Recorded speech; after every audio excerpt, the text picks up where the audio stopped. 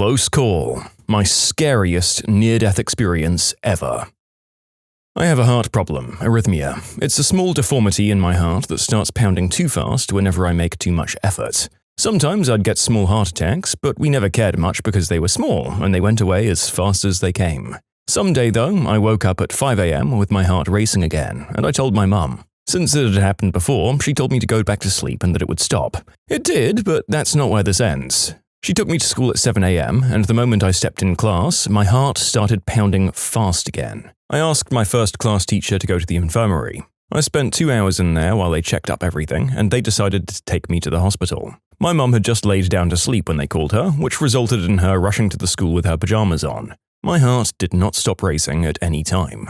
They took me and my pajama mum to the hospital by bus, and I stayed there until 2 p.m., with a few tubes attached to me, and my heart was beating about more than 200 times per minute, as far as I remember. Me and my mum lived with my grandma, so if she knew what was going on, she'd have a heart attack herself and die. So we didn't tell her the situation until it was all over. Nowadays, I have to take pills every night to prevent heart attacks. Once I turn 18, I'll have to get surgery to remove the deformity so I can live a normal life, and frankly, I can't wait. While undocking a houseboat, the rope we used got wrapped around my leg, and I started getting dragged down the riverbank. I was saved by some random plank of wood being nailed into the side of the bank. I was able to put my good foot on that and take off my rope foot shoe, letting me slide the rope off. If that plank hadn't been there, I would have fallen in and been dragged downriver by my foot. A guy tried to abduct me when I was 9. The thought of what he might have done to me still freaks me out. I suffered attempted abductions at 5 and again at 11. It's definitely some freaky stuff. Wait, the fact that you almost got kidnapped twice makes me feel like I'm due to get kidnapped any day now. Yeah, I was about to say, the odds of that happening twice to the same person are a bit off. Is there a normal number of expected kidnapping attempts in your average lifetime? Because I'm probably overdue. I'm glad the people in this story got off okay, though. I was once the middle car in a car accident sandwich. Then I turned down a job end of August 2001 that was on the floor the first plane crashed into on September 11th. Then I got shot in the head from across a field when I was at a park with friends. I'm seriously living on bonus time. When I was about 2, my aunt fed me pistachios. What nobody knew was that I was deathly allergic to tree nuts. My mum had put me to sleep because she thought the rash starting to form under my mouth was a pacifier rash. She woke up to me crying. I could barely breathe and was rushed to the hospital. The doctor said if my mum had brought me to the hospital any later, I would have died. So yeah, that's how I found out I was allergic to tree nuts. My tonsils tried to kill me when I was a teenager. It started with the worst sore throat you can imagine, and then progressed to feeling so fatigued that I had trouble walking. I'd wake up in the middle of the night drenched in sweat, literally like someone threw a bucket of water on me, and shaking terribly. As it progressed, I had vivid hallucinations and threw up all night. I felt immediately better after the tonsils were removed, but I lost 20 or 30 pounds and my hair started falling out after I recovered. A doctor told me it was because when you're that sick, your body shuts down non-essential functions like growing hair. I looked a little funny when it started growing back. I sat next to this girl in class who came in looking deathly as frick. Apparently it was tonsillitis, but she looked awful. A couple of days later, she passed away. Scary to me that I saw her, in a way, dying. To this day, I believe that she must have been misdiagnosed, but your experience seems to indicate that death by tonsillitis is possible. I almost died because of being stupid. When I was 4, I played with a broom, tripped and rammed the broomstick in my mouth and up my throat. Almost choked on it, and I think it was my father who saved me because the emergency doctor told my parents to not move that frickin' thing, but my father just ripped it out of my throat and mouth in a panic. It didn't hurt, but I think it was just because of the shock and the fear of suffocating. Afterwards, I had horrible pain and I couldn't swallow for 2 weeks. I was playing on ice with a really fat friend of mine. I was 9. We knew we weren't allowed to play there because it's really dangerous, but we still did. Anyway, that friend was an utter idiot. He just started smashing the ice with a hammer to make holes for the ducks or something, and then of course the ice broke and he fell into the water. He was so heavy that every time he tried to get back on the ice, it would break. At some point, he got stuck beneath the ice. I'm this really lanky, thin, 9-year-old girl, so pulling him up in general was difficult. No one else besides me and 2 friends who were just yelling and screaming from the side of the river were there. So my dumb idiot self decides to grab the hammer and I start smashing that ice so it breaks. Then I attempted to pull him back on the ice, but of course he was so heavy that he pulled me half in under the water as well. After about 10 minutes of both of us half drowning in the ice water, I managed to pull him onto the land. He didn't even thank me and ran off crying to his own house. I just waited till my clothes were dry and never told my family anything had happened. The next day at school, my mum heard my friend had to go to the hospital because of hypothermia. I pretended not to know why. Lesson learned: don't try to break the ice for the ducks without adult supervision, and not while you're on that ice. When I was 8 years old, a chandelier almost fell on top of me in my living room. I was watching a movie, Lilo and Stitch, when I heard a crack, looked up, and the huge chandelier was about to fall on top of me. I rolled off the couch and it barely missed me. I still had tons of cuts from all the glass, though, just not a direct hit. I worked at a pet store and I was in my 20s. My friend and I were in charge of ordering marine fish since we were both crazy about aquariums and all things saltwater. We received a bunch of coral and live rock. We were handling it and moving it around, putting it into the tanks, and after I set one down, a particularly amazing piece that I'd been looking at closely, a blue-ringed octopus crawled out and nearly latched onto me. We both knew exactly what it was, and we just looked at each other, speechless. A few years ago, I was staying at a stranger's home in the western US. It was a situation like an Airbnb, but a different company. I actually slept in a camper outside of the main house, but I could use the kitchen and the bathroom inside. At one point, they offered to let me sleep inside. They had an extra bedroom in there. I just enjoy sleeping out, so I declined. That night, there was a gas leak in the house and the entire family passed away. I actually knocked on the door that morning and had to leave because nobody would let me in. That night, the police were there and told me to leave. I've done a lot of really dangerous things in my life, but I think this is the event that most haunts me. In short, I declined an indoor bedroom in favor of sleeping outside. Whole family there died of a gas leak that night. As a 20-year-old American, I was riding a motorcycle across Vietnam like the Top Gear special. I stupidly decided that riding on Highway 1, the main trucking highway from Ho Chi Minh City to Hanoi, at night, in the rain, was a good idea. At one point I was riding and I could see two headlights in the oncoming lane blinding me with their high beams. Then all of a sudden, the two highlights turned into four as a bus was passing the truck coming head-on at me. I tried my best to swerve off onto the shoulder, but I was being blinded by both their high beams, and I had rain hitting my eyes. I ended up getting to the side just enough, and the bus probably came about an inch from hitting me head-on. I don't know why the universe wants me dead, but here are two of mine. I've got an arrhythmia, and I've had it since I was at least 11. Basically, my heart messes up and misses a beat, then overcorrects and goes into tachycardia. I faint constantly, and I'm extraordinarily bad at a lot of cardio, but I love running anyway. When I was 13, I hadn't yet been diagnosed. I ran track and had been doing so for about 3 years. Sprints and jumps. My coach wanted me to try the mile at a meet, and I agreed to try it out. At the meet, I wasn't able to finish because my chest pain got so bad. That night, I wasn't able to breathe well, and I felt like my chest was simultaneously exploding and being crushed. My mum said it must be an asthma attack, which I hadn't been before, and I was up all night. Actually, that was my first cardiac event, so a mild heart attack at 13. Struggling to breathe, terrified, and in intense pain. Before that, when I was very young, my aunt was watching me as I played outside in the rain. It was stormy. All I remember is running around and then waking up super tingly on the ground, like my whole body had fallen asleep. Either I or the ground next to me had been hit by lightning. My aunt panicked and still hasn't ever told my mum or dad, and I never have either. I wonder if that first one had anything to do with the second one. You know, I think that's the kind of thing you hold over your aunt just in case you need a favor in the future. Or make a fun family announcement once you've had the operation to fix the arrhythmia. Or do some people not end up taking that operation? Arrhythmia aficionados, let me know in the comments. Oh boy, this one still haunts me.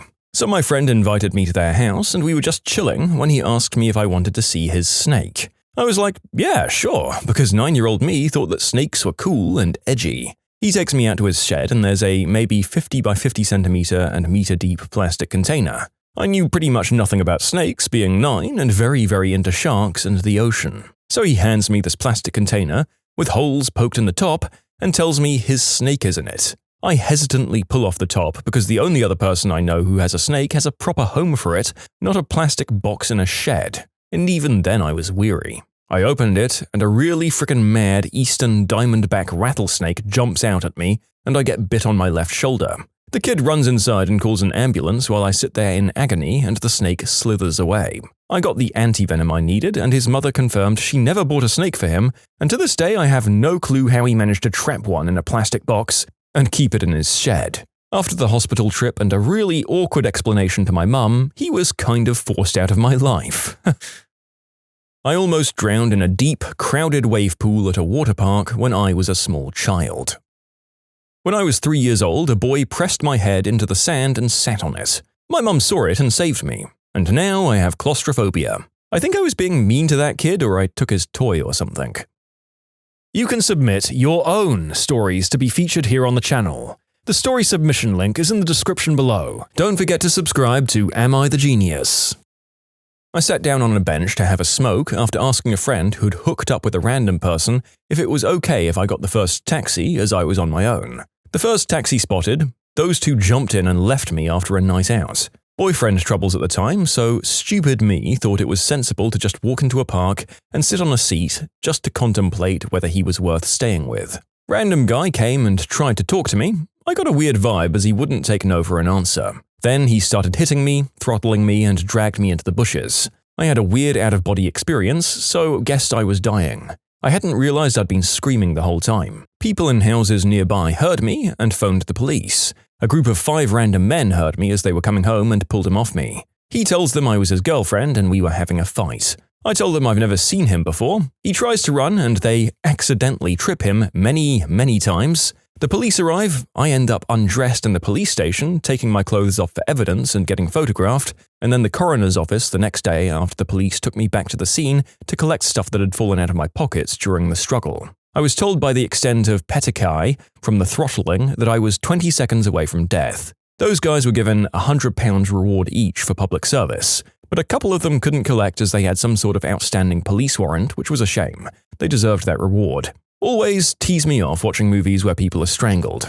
I looked like a beetroot after that experience. My entire face was purple with burst blood vessels, my eyes were completely bloodshot, bruised finger marks all over my neck. He was a newly married naval officer with a 9-month-old child. He got dishonorably discharged, lost his pension, and got sent to Colchester, the armed forces prison in the UK. I had to sit with him and his family while waiting to go into the courtroom. The only time I fainted in my life was in the witness box. It messed up my A-levels. I really don't think I'd like to go through with that again. I had a stint in college where I was in a really bad place and my drink got extremely out of hand with it.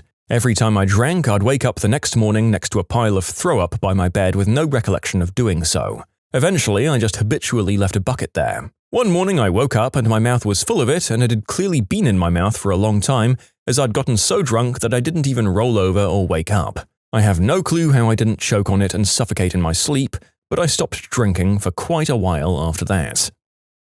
I watched one of my friends get shot in the leg because he said, and I quote, "Yeah, I can take a bullet." And someone said, "Are you sure?" And he said, "Frickin' shoot me then." And he bled a lot. I'm not sure if it was close to death, but it certainly qualifies as a horrible death. I went cycling with a friend of mine and it started raining, so the road became slippery as all heck. We hit the pedals even harder to escape from the rain as we were only a few minutes away from home, and in a not even that sharp corner, I just slipped as I slid on the wet tarmac. I saw a semi-truck rolling towards me and thought, well, that's it. As we passed each other, we missed by maybe a few centimeters. My friend told me after he came to check on me that he thought it was over and only a miracle saved me that day.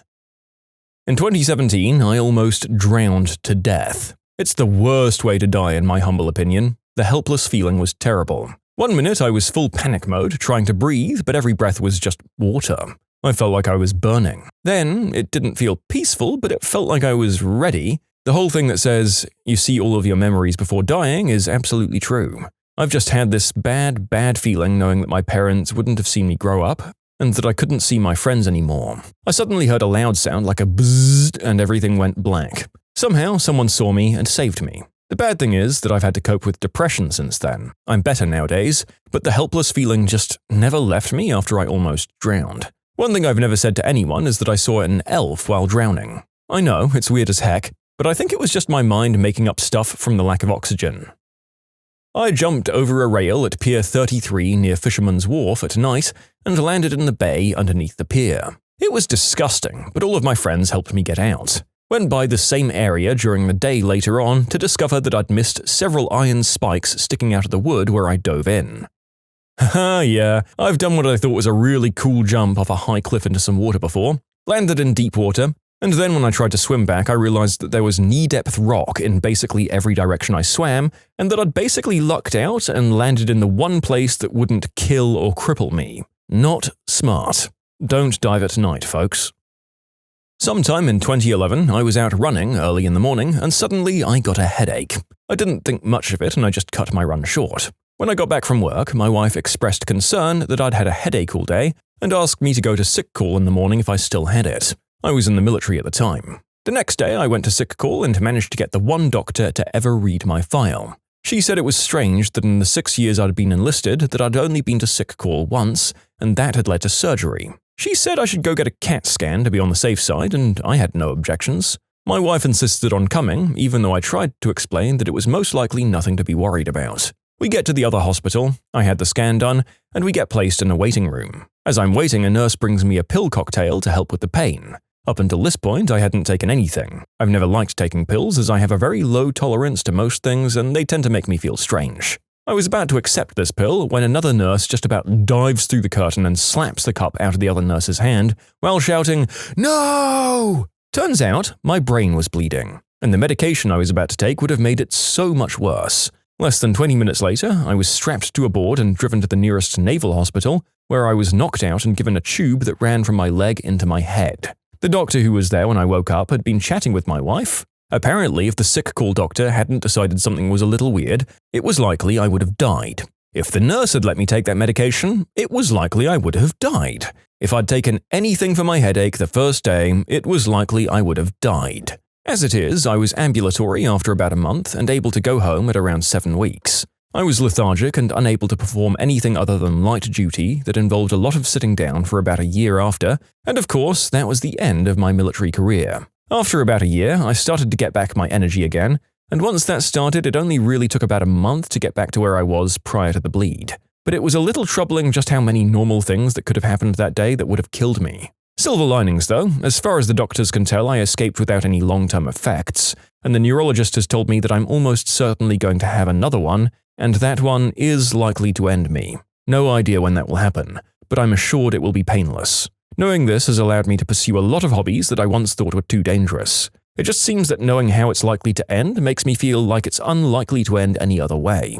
In short, had a brain bleed, several mundane decisions over the next 2 days saved my life. I was living in Africa at the time. I was staying with a family native to that country, but they were connected with the group I was with. You know, to get the real way of living over there. Anyway, every house was gated off with 12-foot gates and fences around their properties. I'd come home one evening. Later, like 2 a.m., I'd been picking up a friend from the airport. I entered through the gate door. I had a key, obviously. The walk from the gate to the fence door is about 100 feet, 33 yards or 30.5 meters. Well, they have guard dogs. At first, those things just bark to let the homeowner know that someone's there. Now, mind you, I'd only lived there for like 3 weeks, so they knew me, but not well. I started walking slowly. The dogs were getting more aggressive with their barks. I know from early childhood not to run, not to show fear, and keep slowly walking. Keep my hands up. I'm about halfway at this point. They're now starting to sniff and bite at my pant legs. After walking what felt like a full-on American football field length away, I finally reached my door. It was locked, of course. They're getting very aggressive, and I'm like, is this how I die? To dogs eating me in Africa? I fumbled my keys around and tried not to drop them. Unlocked the door and get inside. I did not sleep. I was so happy just to be breathing and alive.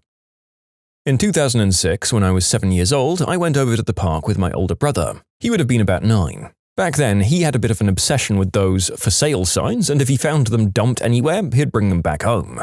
We found one, but it had some concrete at the end of the wooden pole and we couldn't pick it up. Keep in mind that this was just down the hill from our house, literally not even a minute away. I didn't want to go and get my mum by myself, but I didn't want to stay alone with the sign either. We argued and he ran up the hill and across the quiet road to get our mum. Another thing to keep in mind is that we lived on a council estate in the UK, so this was hardly a road that saw tons of traffic and the speed limit was 30 miles per hour. That's about 48 kilometers per hour for our American listeners.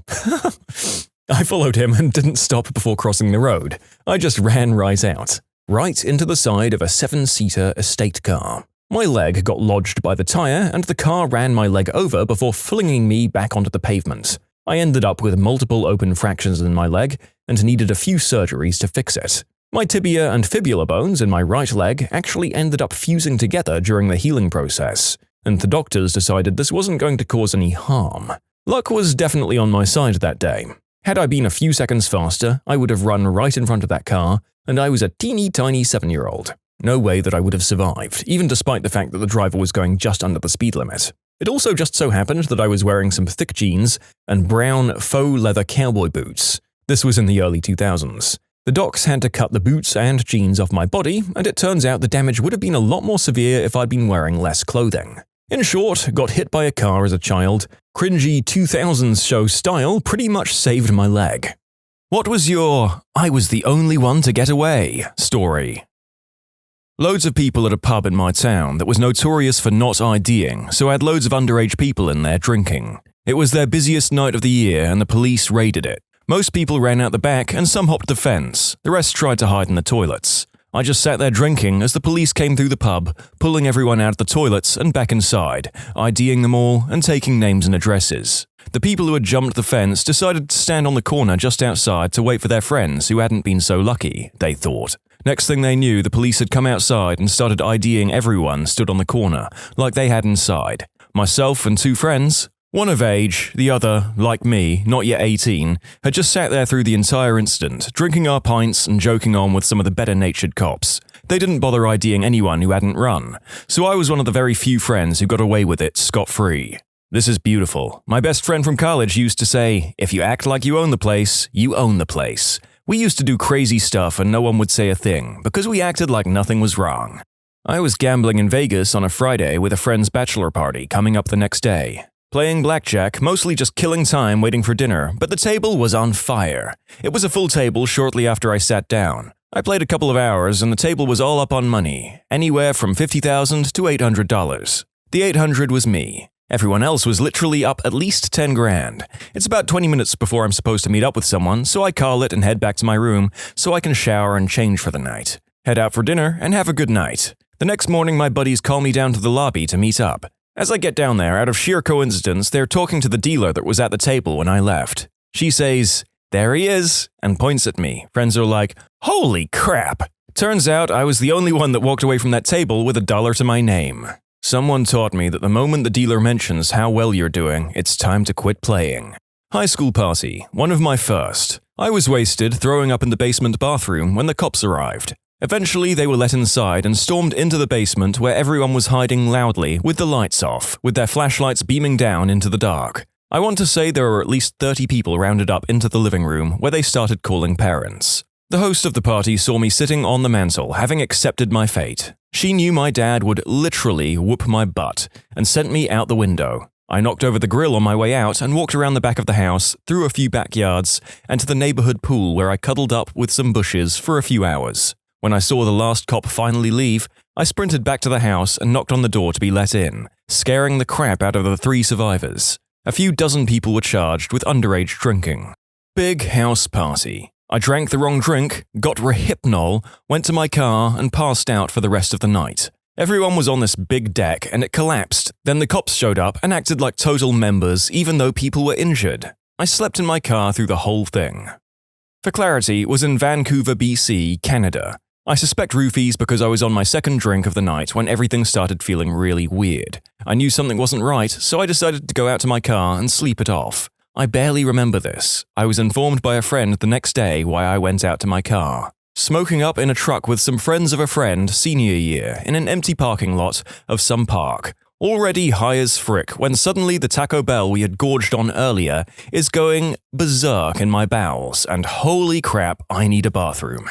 I ran or stumbled my way to the public restroom on the other side of the parking lot. I finish and as I'm about to walk out, I see what looks like red lights illuminating the entrance. I start losing my mind. I know it's cops and everyone's high as frick. At this point, I knew A, my friends are effed, B, what the frick should I do? I retreated in the furthest stall and texted my parents saying I was crashing at some dude's house. Ended up falling asleep in the stall. Woke up the next morning and got another friend to pick me up. Got away, no one ratted me out, and that's how Taco Bell simultaneously destroyed and saved my butt at the same time.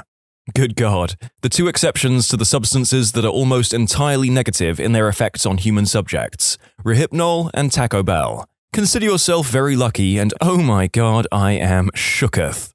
Freshman year of college. I had a group of friends that I'd smoke with. Towards the end of the year, I decided I didn't feel like smoking anymore, and also I had to get clean to apply for summer jobs. By this point, they are getting more and more cocky, and start getting high in this girl's minivan in a campus parking lot. One day, I meet up with these guys to hear that they finally got busted. It's not a surprise to me because doing that in a car on campus is freaking stupid. And here is the most important lesson, kids. The school brought my friends in and presented them with a list of names. Every single dealer we knew of, even the ones we didn't use, was on that list. My friends were given the choice between expulsion or pointing out the dealers they knew on the list. Cops didn't really care about a few stoners smoking on campus, they cared about the dealers. So if you're thinking about making some extra cash selling illicit substances in college, make sure you're as careful as possible, or just don't do it. People will always choose to rat you out when given the choice between that or their expensive college careers. I was on holiday in Bali. A policeman flagged us down as we were waiting at traffic lights on our rented mopeds. I just decided to buzz it through the now green traffic lights. They got pulled and fined a fair amount for driving without a license. I felt a bit crappy afterwards, but they said they would have done the same if they had the balls to. We also had crates of booze which I didn't want taken off me. In summary, I choose beer over my friends. My first house party in college was on Halloween my freshman year. Naturally, everyone was in costume and about half the people were underage. I wasn't drinking, but my friends were. Around midnight, an older guy, 40s, walked in dressed as a cop. Me, being one of the few sobers at the party, realized he was an actual cop. I tried to convince my friends to leave, but they all said the guy was just in a costume, so I left on my own. I walked right past the cop, told him to have a good night, and walked home. I found out the next day all of my friends got tickets for underage drinking. I was abducted in Iraq while working in IT, along with 4 other people. After 946 days, I was released. Everyone else taken with me was killed. This is an article I wrote about my experience. That can be found at the forum in the video description, folks. That's, a step up from the people here who got in trouble with the cops. I went to a private high school and was part of a group of about 20 people who knew about a tent hidden in the woods behind our school. People would go there and do the deed after school, smoke green herb, and do hood rat crap. Someone got in trouble and ratted out all of us in an attempt to lessen her punishment. Apparently, she was also going to be expelled, on the last day before finals. We all got called down to the detention room, and the dean told us that they had found drug paraphernalia and weapons, an airsoft pistol, and made us all write down everything we knew about the tent, and who we've seen at the tent. 19 people ratted out everyone in that room, including themselves, and were given pretty harsh punishments. 3 were expelled, some were suspended into the next year, and the rest got demerits. I wrote down, "I have no idea what you're talking about." Went and talked to the deans and said the same thing and was off the hook. I'm certain my name was on every list, and I'm sure they wanted to nail me, but I denied, and I guess they were satisfied with 19 people giving themselves up. My very first college professor gave me advice I remember to this day. First day of English class. Don't record it, don't write it down, and deny, deny, deny. One time, my psychology prof was in a bad mood, so he started asking everyone for their student ID. Rules say you have to show it to a uni official if they ask for it.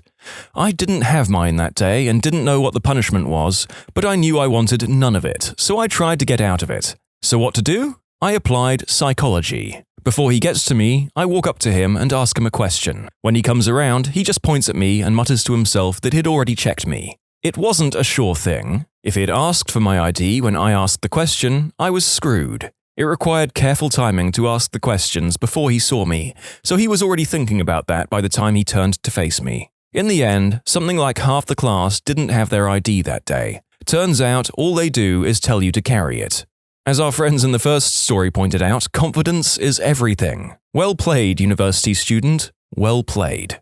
Years back in high school, my buddy threw a huge party. Unfortunately, not just our usual group showed up. It was well over 100 people. Anyways, I was always on the lookout for cops or shady people. I had my reasons as to how screwed I would be if I got caught drinking. Sports, school, family, scholarships, etc. So the party goes on, more and more people we don't normally hang out with show up. So I grab my buddy and our DD and say, we need to leave now. You can crash at my place, I don't care. Let's go. We hop into his car. That's when I throw a duffel bag of beer drunkenly into his trunk, followed by the sound of tabs popping up and beer spilling. We pull out and drive away. We get a quarter mile down the road before we see 4 cop cars headed to the house. The party was immediately shut down. Countless tickets written. People kicked off sports teams or clubs. What's funny is this same scenario happened 2 other times in high school. I left a party before the cops busted everyone and people got tickets the day before graduation. And another time I left a kickback which ended in the arrests of a few friends. My reputation still holds true. I always leave minutes before the cops arrive. I leave minutes before the cops arrive, said the narc. Only narcs call people narcs, narc. Was at a real big Fish concert. We'd been following the tour for a while. Undercovers caught my dude rolling a doobie in the car. Then the other dude with us was coming by. I'm throwing as many GTFO, son, looks as I can, but they popped him for having pills when he came by. So everyone I was with, including the dude who owns the car, got arrested. Thousands of miles from home. As the smartest in the group is getting cuffed, he asks the cops to give me his keys and their tickets. So I had a pocket of concert tickets, a car that isn't mine, and like $100. Took the car, bought a couple of 100 bottles of water, and a few 30-packs and went back to the concert. Sold all the water for $1 each, most of the beers for like $3 each except for the 15 or so I drank, and scalped every ticket for like $120 each. Showed up at the jail with a random girl from the concert, kind of a little worse for wear, and bailed all my friends out on ones. Then brought them a hotel room. Can't leave my people behind, man. Turn up in the school washroom with my friends, with the lights off and the music blasting out. People were hanging off the stalls and making as much noise as possible. Teacher comes in and writes our names down. She gets to me and asks, have I already written down your name? To which I say, yes, and walk away. Friends got detention. Apparently someone cracked the mirror in the washroom and no one fessed up, so they all went down together. Drunk with a few friends, walking through the docks/trendy bar area, and see an industrial building for recycling plastic, with a tantalizingly easy-to-climb roof. We climb up on the roof. Someone reports burglars on the roof, because recycled plastic and trash must be a big target, and cops show up. I casually climb onto a tree that overhangs the roof and quickly pass out, and the cops don't see me. My friends don't rat me out, they get banned for life from a bar in a completely different area of the dock complex, because the cops told them they caught them trying to cut a hole in the roof/burgle them all. Utter bullcrap, we were stargazing and drunk chatting. Anyway, I woke up a few hours later and asked why they left me up there, and I'm reminded of the whole cop thing and informed they weren't arrested but were banned from a bar. We went to the bar the next day to make a point. High school party. The girl decides to spread her legs and have adult fun with 12 guys in a room. I passed out before my turn happened. They all got chlamydia. One night, quite a few years ago, one of my buddies threw a party with about 50 people. We were mostly all under 21 at the time and had a few other illegal substances as well. Soon enough, the cops showed up. By the time they had opened the doors, I found myself a nice tool bench to hide inside where the opening for the chair was. So this was in the garage, and they also had black lights in, so it was difficult to see clearly. So the cops started to give people breathalyzers, all the while I'm crawled up in this little hole for hours. After about 2 hours, they finally load up the last wagon, and I think they pull away. I throw out my legs, which are completely asleep, and right after, I hear the cops starting to head back inside. I crawl back in as they started to take pictures and dump out the alcohol. The best part about this is that with the black lights, the flash from the camera gave better sight of the room.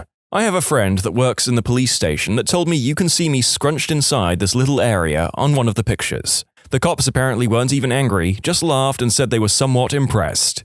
We've had some pretty lighthearted stuff so far, so I'll just warn you that the next story is a little grimmer. I'm the only one left from my group of 3 best friends since 3rd grade. First one hung himself because he was a pain pill addict, and I think the pressure of addiction and owing a lot of people money got to him.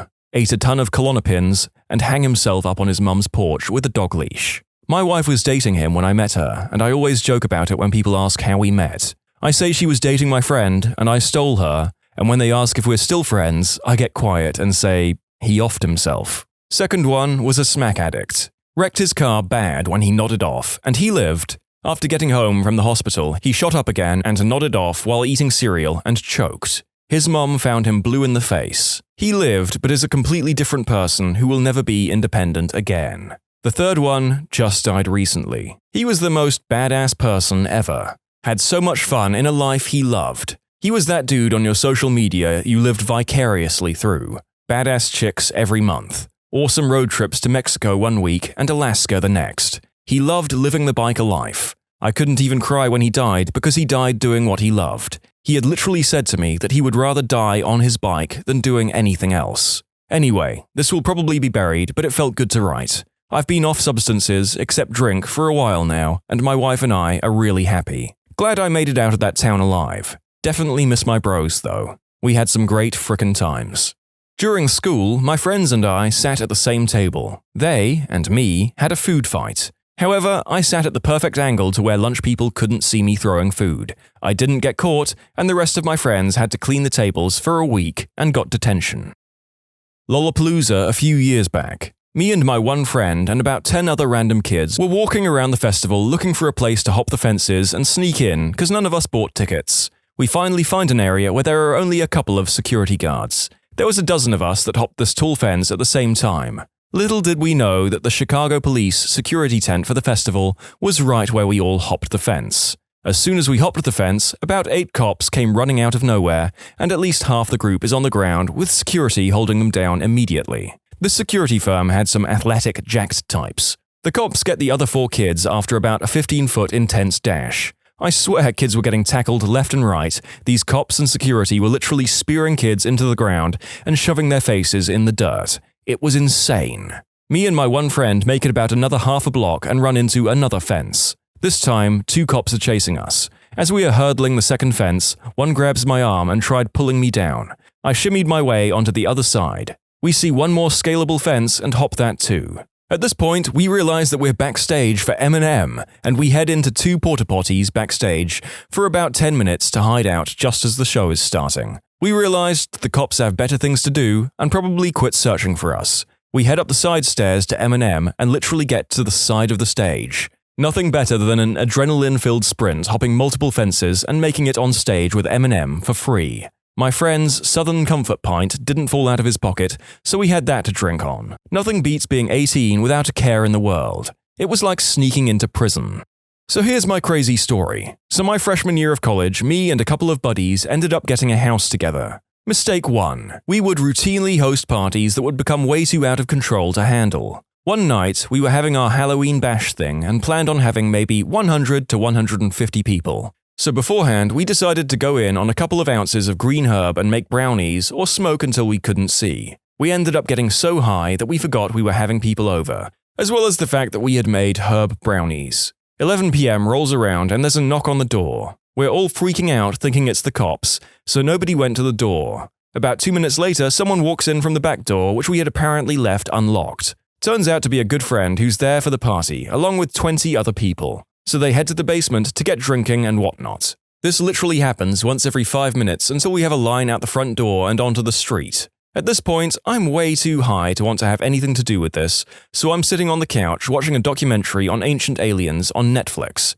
This continues for about 2 hours uninterrupted until I get a call from a friend of mine saying there are 4 cop cars headed down my street and that he just turned around. So now I'm freaking out and I head downstairs and shut the music off and turn the lights on, attempting to explain to this crowd of people that there are cops coming and they are going to be very angry and to leave. Of course, nobody listens except the guys with warrants who go sprinting down the alley. As soon as I make it upstairs, I hear my roommate yelling, saying not to answer the door. The police are here. So my first instinct is to try and hide, but then I remember the weed brownies. I grabbed them out of the fridge and darted upstairs as fast as I could to our attic entrance. The way our attic was set up was that it was accessible via what looked like a regular closet door, but was actually frickin' Narnia, and that's where I wanted to hide. I get in the attic and we had moving boxes in there, so I made a fort out of them and just kind of sat in there, listening to everything that was going on, eating an entire pan of brownies. Mistake number 2. The cops ended up clearing the house after some drunk moron let them in. They gave practically everyone underage a ticket, leaving breathalyzer strips all over the house. They gave so many tickets, I could hear them joking about running out and going back to the cruiser for more.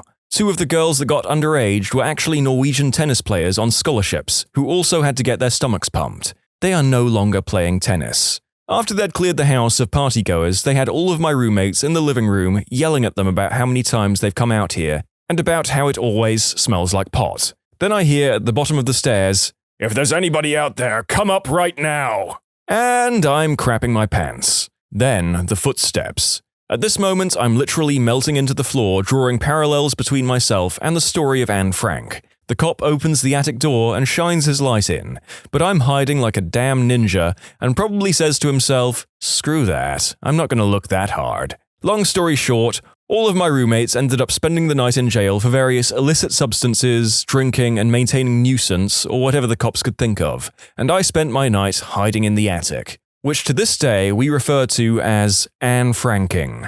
Truckers, what creepy things have happened to you while you were parking overnight somewhere? Pulled over for a break on the way to Melbourne from Sydney at a truck stop. No streetlights or anything, pitch black. No other trucks or cars at the stop. I turn off my lights. I switch the truck off, do the curtains, lock the truck from both sides, jump into bed, set my alarm, and set my phone above me in the compartment. I was rolling over from side to side for around 5 to 10 minutes. I couldn't get to sleep due to it being prime summertime temperatures, reaching around 30 degrees at night. I'm looking up at the ceiling, mentally planning out the day ahead. Suddenly, the passenger side door opens up slightly. Cabin lights turn on. What the frick? Now, the truck is a fairly late model and in pristine condition, so there's no question about door being faulty or anything. I just sat there for what felt like an eternity, expecting someone to come up and see me sitting there with the solid rod in my hand we use for tightening belts. No one came up, nor was there any noise at all, just quiet, eerie silence. I grabbed my torch and jumped down, walked around the truck. No other trucks were around, nor were there any cars. It was just me and my fully loaded B-double. After around 5 to 10 minutes of getting screwed around with, I locked up and went to bed again. Woke up the next morning, yawned, fixed myself up along with the bed, opened the curtains, and FML, there's a cemetery next to the stop where I parked. Hunger and laziness all escaped upon realization. Grabbed the keys, screw-putting my shoes on, screw-putting pants on, switched the truck on, and just got the flip out of there ASAP. I have an Aussie story for you. My friend's dad was a trucker out of Perth, and this is the only story I've heard that's really given me the creeps. So he's driving back to Perth in convoy with a mate of his, back to back, through the Nullarbor. If you know anything about Aboriginal legend, the Nullarbor is where the ancestors' spirits walk, and also prime Yowie country. They radio each other because they realize they need to rest up and decide to sleep through to dawn and make Perth in the morning. So they pull over in the middle of the vast nothingness, lock up, and hunker down for the night. At some point in the blackness, my friend's dad wakes up with this intense feeling of being not just watched, but stared down. He's not a superstitious guy either. He's a proper no-nonsense countryman. He says he just had this gut feeling that something was out there and wanted him gone. He says he scrambles up to the cab and checks his keys and turns his lights on. And at that exact second in the middle of the night, his mate does the same. Both trucks roar into life and they take off down the highway without a word spoken between them. Later, his mate says he felt the same predatory state and fear for his life, so hard that he'd have just gone too. I don't know how true it is, but it's a good story and pretty creepy. I understand that in the past my faux Australian accent has led to some mixed reactions in my previous videos, which delights me. However, I really didn't think it could stand up to 2 longer stories from Australia in a row. I'll get you next time, Aussies.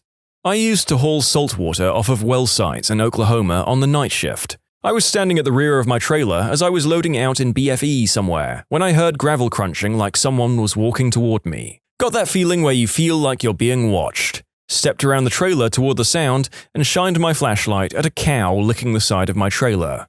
I am cow, and when it's late and all the men have parked their freight, and when I find a man who's stuck, I walk right up. I lick the truck. Back when my dad was a truck driver, he stopped to sleep in a lot one night. The guy he leased his truck from happened to see him parked there, and in the morning when my dad went to the restroom, this guy used a spare key and hid in the sleeper. Once my dad was on, starting to leave, the guy reached out and grabbed him. My dad said he freaked out, so he just bailed out of the truck. It was moving around 5 miles per hour. My boyfriend is a truck driver who routinely does midnight runs. Oddly enough, I asked him this question myself a few days ago. He told me that one night he was getting ready to park in a lot next to a truck stop. He said it looked like there were no lights, no cars, no sign of anyone, but he said, screw it, he was tired. He woke up the next morning parked on the side of the road with 3 highway patrol vehicles behind him. He was about 15 miles away from the truck stop he had parked at. Thing is, he was sleeping in his camper the whole night. He has no idea how he got to the side of the road, and logic says someone tried stealing the truck and succeeded. And the police convinced him of this happening as they saw a man in a black jumpsuit running away from the truck into a nearby field. Even then, he still feels uneasy about the whole situation. Apparently, the doors were still locked from the inside and there was no real sign of anyone trying to break in. Just a few extra details I thought I should add. The police did breathalyze for alcohol and it came up clear. Even more unsettling is that he puts his keys in the same place every night, which is next to his handgun in one of those metal boxes, which remained untouched. Also, the police officers could not locate where the man in the jumpsuit was, or could have gone. It was an open field with no building in sight. And they didn't actually stop the truck or see it moving. The only reason they decided to check on the truck was because of a call they received from a worried woman. Everyone was weirded out, couldn't really issue any real fines, so they let my boyfriend leave.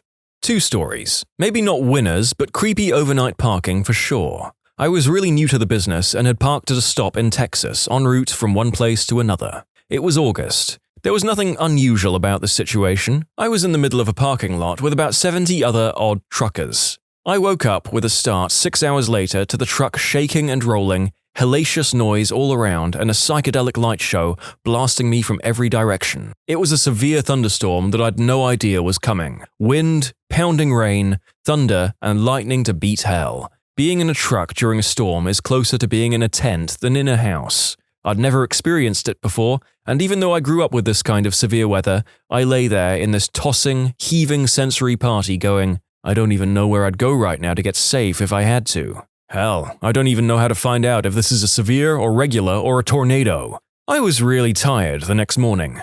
I parked for the night somewhere in southwest Michigan on the way to Grand Rapids. Again, a truck stop full of trucks. Shut down and went to bed. I woke up looking at one of the cabin lights, which was on. I think, fell asleep with the lights on again, genius. Then, freeze. The light I'm looking at only comes on if you deliberately turn it on, which I never did. Or if the door is open. Just then, I felt the slight roll of the cab that's telltale whenever someone is climbing up. I wish I had some heroic Rambo crap I could claim I did, but I can't. I yelled. Now, I can make myself heard in a very loud environment pretty easily, and this was the dead of a quiet night, and I yelled, "Get out!" loud enough to send Legion into the Gerasene pigs. There was a frenzied scrambling and the truck rocked some more. Then I hear a very small woman's voice, "I'm sorry, I got the wrong truck." Nothing from me for a second, then, "Are you okay?" "Yeah, just get the F out of here." Moral of that story, lock your doors. She was either a driver or a working girl, and it doesn't matter because either way, she got the wrong truck. Loud enough to send Legion into the Gerasene pigs is my new and favorite way to say something is the extreme opposite of silence. I was at the Petro in western Memphis. I had dropped a loaded trailer and bobtailed to the truck stop and parked in bobtail parking at the Petro. I was pretty tired but hungry, so I went in, got a meal and walked out and opened the door to my truck and started climbing up. I looked up right into the face of a guy grinning at me. I was in the wrong truck. I had parked next to him. We both drove for the same mega carrier, so the trucks were identical. He had watched me go in and knew what was up. We both had a good laugh about it, and I went to my truck and crashed. If the storyteller is anything like me, the realization of the mistake was probably preceded by at least 20 seconds of high-pitched screaming when he climbed into bed to a grinning face. No, thank you. A couple years ago, I was sleeping in my van in North Hollywood after getting off of work. I had the seat folded down and a long plywood plank with a mattress on top of them.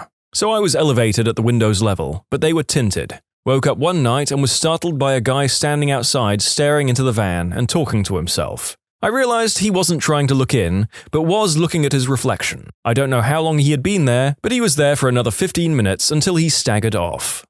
Have a trucker story from the extended family. An uncle used to drive a lot, and he always came back with the most weird stories ever. While every family member knew his stories, there was one story he told and warned about, even to me when I was 6 or so. Moral of the story is to never stay the night in the desert alone. It seems once he drove to Chile, he had a contract and the way there was okay. I made the travel myself later in life. It's beautiful. Whenever he was done, he usually spent a few bucks on booze, but this time, due to the family gathering, he wanted to come back as soon as possible. So instead of drinking in some bar, he decided to sleep a bit at the Atacama Desert. Well, it's a desert and he had parked way outside the road and a few miles before the next village. He sleeps and wakes up to someone singing. He's confused and thinks it's the radio, but the radio is not on. Then the singing stops and it sounds more like a scream for help. That's when he wants to get out and help, but he is still confused. He said he started the motor and the lights to see where and who was there, but he also did open the window a bit and yelled, asking what happened. It was nothing, and right then when he decides to get out anyway, he catches a movement in the corner of where the lights end. It looked like a woman, but the face was pitch dark. He freaks out and drives away, non-stop until he reached home. Whatever he saw or thought he saw, every time he told the story, his face went pale. Even my grandmother commented on how he was usually a very jolly guy, but whatever happened in the Atacama Desert freaked him totally out. Like most people here, this didn't happen to me. One of my good friends from middle school had a stepfather who was a truck driver for a good amount of time. He was a tough son of a B-word. I never saw him not look like he could kill someone. Except one time when he told us why he stopped driving trucks. He was on a long trip from somewhere down in Texas to Boise, Idaho. By the time he hit the freeway close to Boise, he had already been up for 24 hours. Either way, I don't believe he could have seen this coming. Outside of Boise, he was driving, late at night, at the fastest legal speed, when out of nowhere he sees someone sit up straight in the middle of the road. He didn't have enough time to hit the brakes, not that it would have helped. She was decapitated on the spot. He later found out she was tweaked out. I don't think even if he wasn't sleep-deprived, he would have seen her lying in the road. From what the police could gather, she walked out there, sat down, and eventually fell asleep in the road. No one knows who she was or how she got that far out. One of my trucker friends has a story about spending the night alone in a rural stop in the middle of Maine winter. She had a bit of an uneasy feeling about the place but couldn't put her finger on anything and needed badly to rest, so she stayed. Perfect Stephen King setup, right? She's usually a very solid sleeper but wakes up around 3 a.m. that night. She's not sure what woke her up until she notices that the cab is very slowly and gently rocking side to side. She can also hear an intermittent, soft sort of rubbing sound that corresponds with the rocking. She was a seasoned trucker already at this point, but really wasn't sure what this was, and all the ideas that came to mind ranged from the mundane, but alarmingly unsavory, to the outright paranormal. Terrified, she creeps up to look in the side view mirror to see what's out there. Turns out some moose like to lick the road salt off semi-trucks. I hope that cow from the earlier story feels really validated by this factoid. Not a trucker, but I drive a lot of miles in a company truck from my oil field company. I'm on call 24/7, so I'm out at all hours. One night after a long day on a location in the Oklahoma Panhandle, which is rather remote and sparsely populated, I was driving back to the town where my shop is located. I got too sleepy to drive and decided to pull over and to nap until the sun came up. So I pulled off the 2-lane highway down a country road and parked on the other side of that road. It's safer than pulling off on the shoulder of the highway, and no headlights to bother you. This was and is common practice for me. I left my pickup running and turned the headlights off and leaned my seat back and fell asleep pretty quick with the AC on low and the radio turned off. I slept pretty good for maybe an hour, and then I guess I was having strange dreams, so I woke up, but just kept laying there because I was groggy. The wind was picking up and sort of shaking the truck with random strong gusts. Lots of wind in Oklahoma. Eventually, I started to imagine I was hearing whispering or murmurs, but I attributed it to the wind and my sleepy state, or maybe the radio still being on, but low volume. I kept hearing it, so I sat up and turned the headlights back on to look around. The lights illuminated the dirt road to my side and in front of me, about 50 feet in front of my truck and extending down the road into the dark where my headlights faded out, were maybe 20 coyotes all milling around and sniffing around the gravel in the road. Their eyes were reflecting the lights. Coyotes usually run from light and avoid humans and their noise at all costs. There was no fear in these coyotes, and I was sort of struck by how many they were, all standing in the road. They eventually moved off into the dark as a group. I wasn't really afraid as I was inside my truck, but my feeling was an uneasy one, so I got back on the highway and went home. After reading through a majority of the comments on this thread, my curiosity was piqued. and I called my mum up to ask her if my great-grandfather, a trucker during the 60s, had ever told a creepy story of being on the road. To my surprise, she said there was one story he told her as a cautionary tale. It's not about parking overnight somewhere, but I thought it might fit in here just the same. He said he was driving through somewhere pretty rural, a small town with a few houses here and there. As he was making his way down the road, he saw a large cardboard box tumble down a hill and come to a stop pretty much directly in his path on the road. It was too late for him to brake, but why would he? It was just a cardboard box. It's not like it would hurt his truck if he ran over it, so he kept chugging forward. At nearly the last second, he said something came over him, and he immediately swerved to the right to avoid hitting the box. When he looked in his rearview mirror, he saw two little kids scramble out of the box and back up the hill. It's amazing what little kids in a small town will do for fun. I still feel sick to my stomach after hearing my mum tell that story. All the time. The worst might have been an incident that happened while back in Indiana. I was just parked for a 34-hour reset, means you can't drive for 34 hours so you can get a full 70 hours of driving back. It's the hours of service that allows us to drive and counts our hours, just outside of Chicago. Now, for all you non-truck drivers, right out of Chicago in Indiana is probably the first place you learn about not stopping if you can. Drug dealers, lot lizards, working girls, theft, the whole 9 yards. I didn't have a choice. I had nothing left at all for hours. So I sat. That night, I heard someone messing with my truck in the back. I sat in my truck while I heard this continue for 2 hours. I would much rather deal with it in the morning than go out to see what's going on and getting robbed at weapon point. Woke up the following morning to see my fifth wheel handle pulled. Means if I drove, I would have unintentionally dropped my trailer I had attached, and my glad hands, the lines that connect my truck to my trailer that provide me with braking capabilities, completely missing. Worst of all, they undid my frickin' catwalk like savages and ran away with it.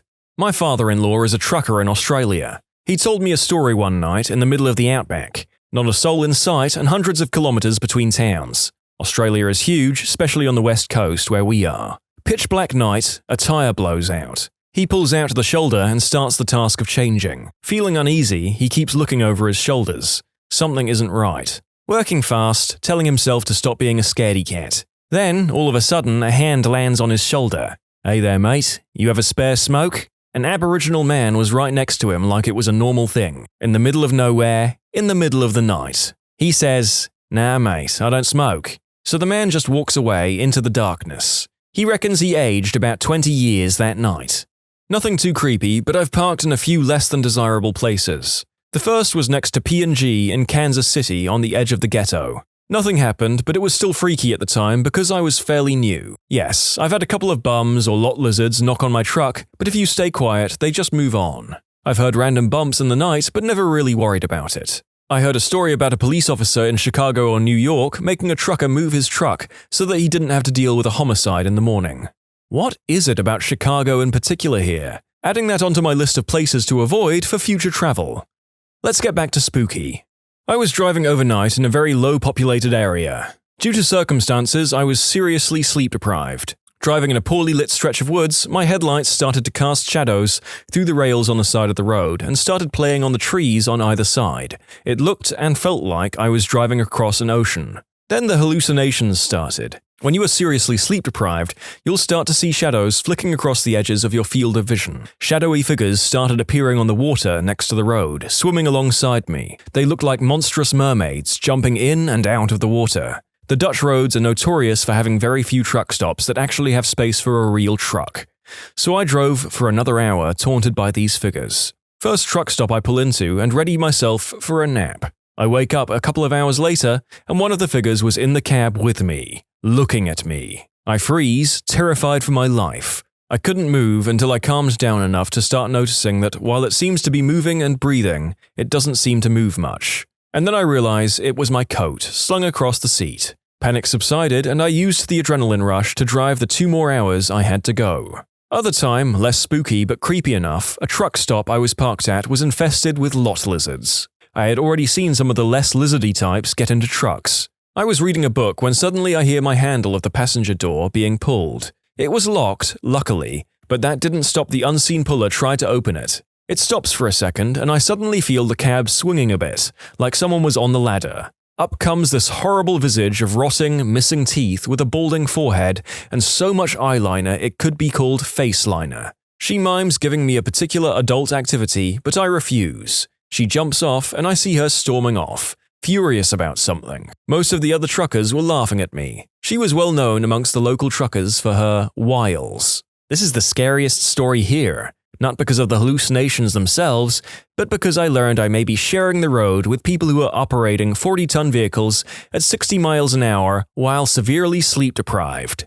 I used to drive trucks in northern Manitoba. There's a road in the northeast you can drive for several hours and see very few vehicles. This road is quite flat and straight in stretches. Of course, this is deep in the bush. One day I saw something cross the road in the distance. Very large, easily past the hood on my truck. But not long like a moose or elk, just tall. It disappeared into the bush, and as I drove by the spot, the hair on the back of my neck stood up. I heard days later a tow truck driver describing on the radio his encounter with a similar creature. Only he was much more clear that he had spotted Bigfoot. This guy went to some length to explain he didn't want people thinking he was crazy, but he was sure what he saw. I asked an Aboriginal client of mine in a nearby community, and he said the elders spoke of them as commonly the same way they spoke of other animals. I don't know what I saw that day, but I'm certain it wasn't a bear, moose, deer, or elk. I just don't know what the hell it was.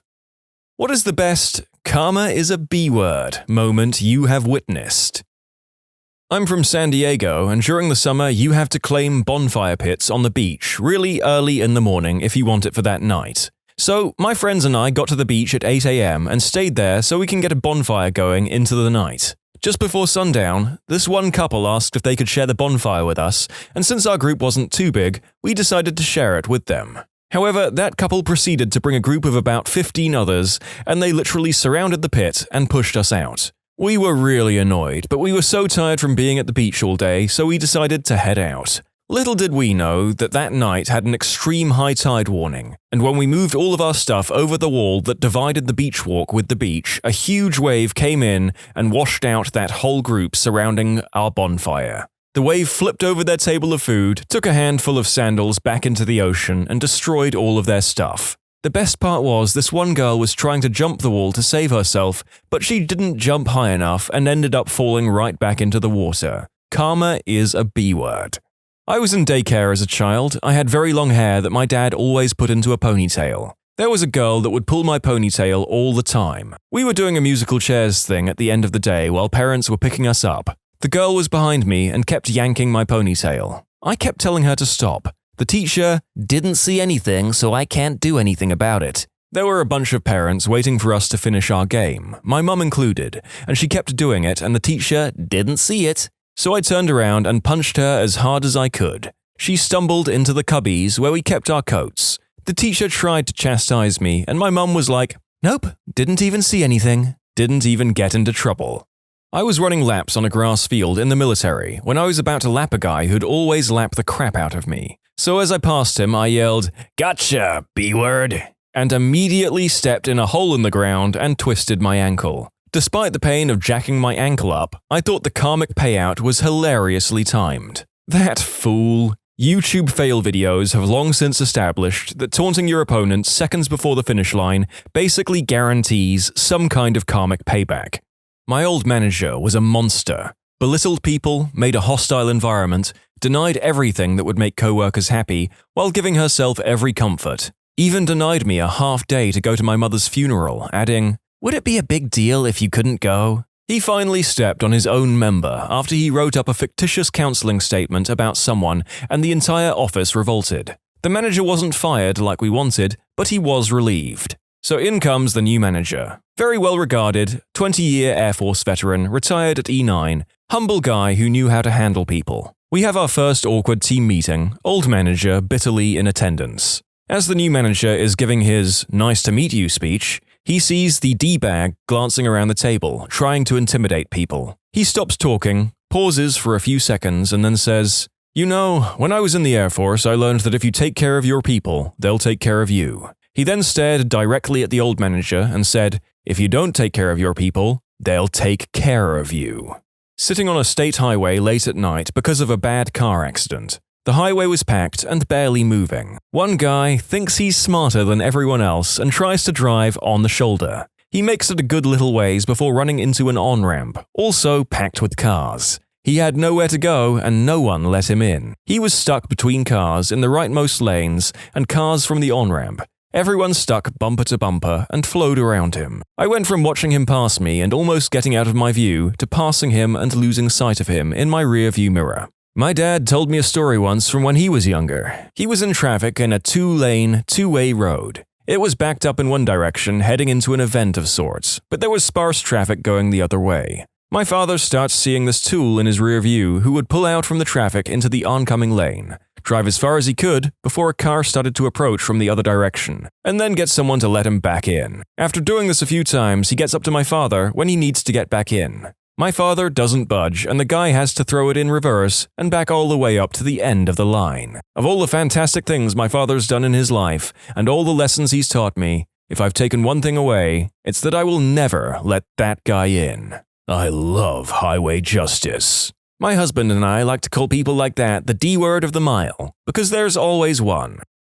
As much as all the other figures on this compendium deserve the karmic justice they were handed, these individuals who believe the rules of the road apply to literally everyone but themselves are particularly satisfying, aren't they?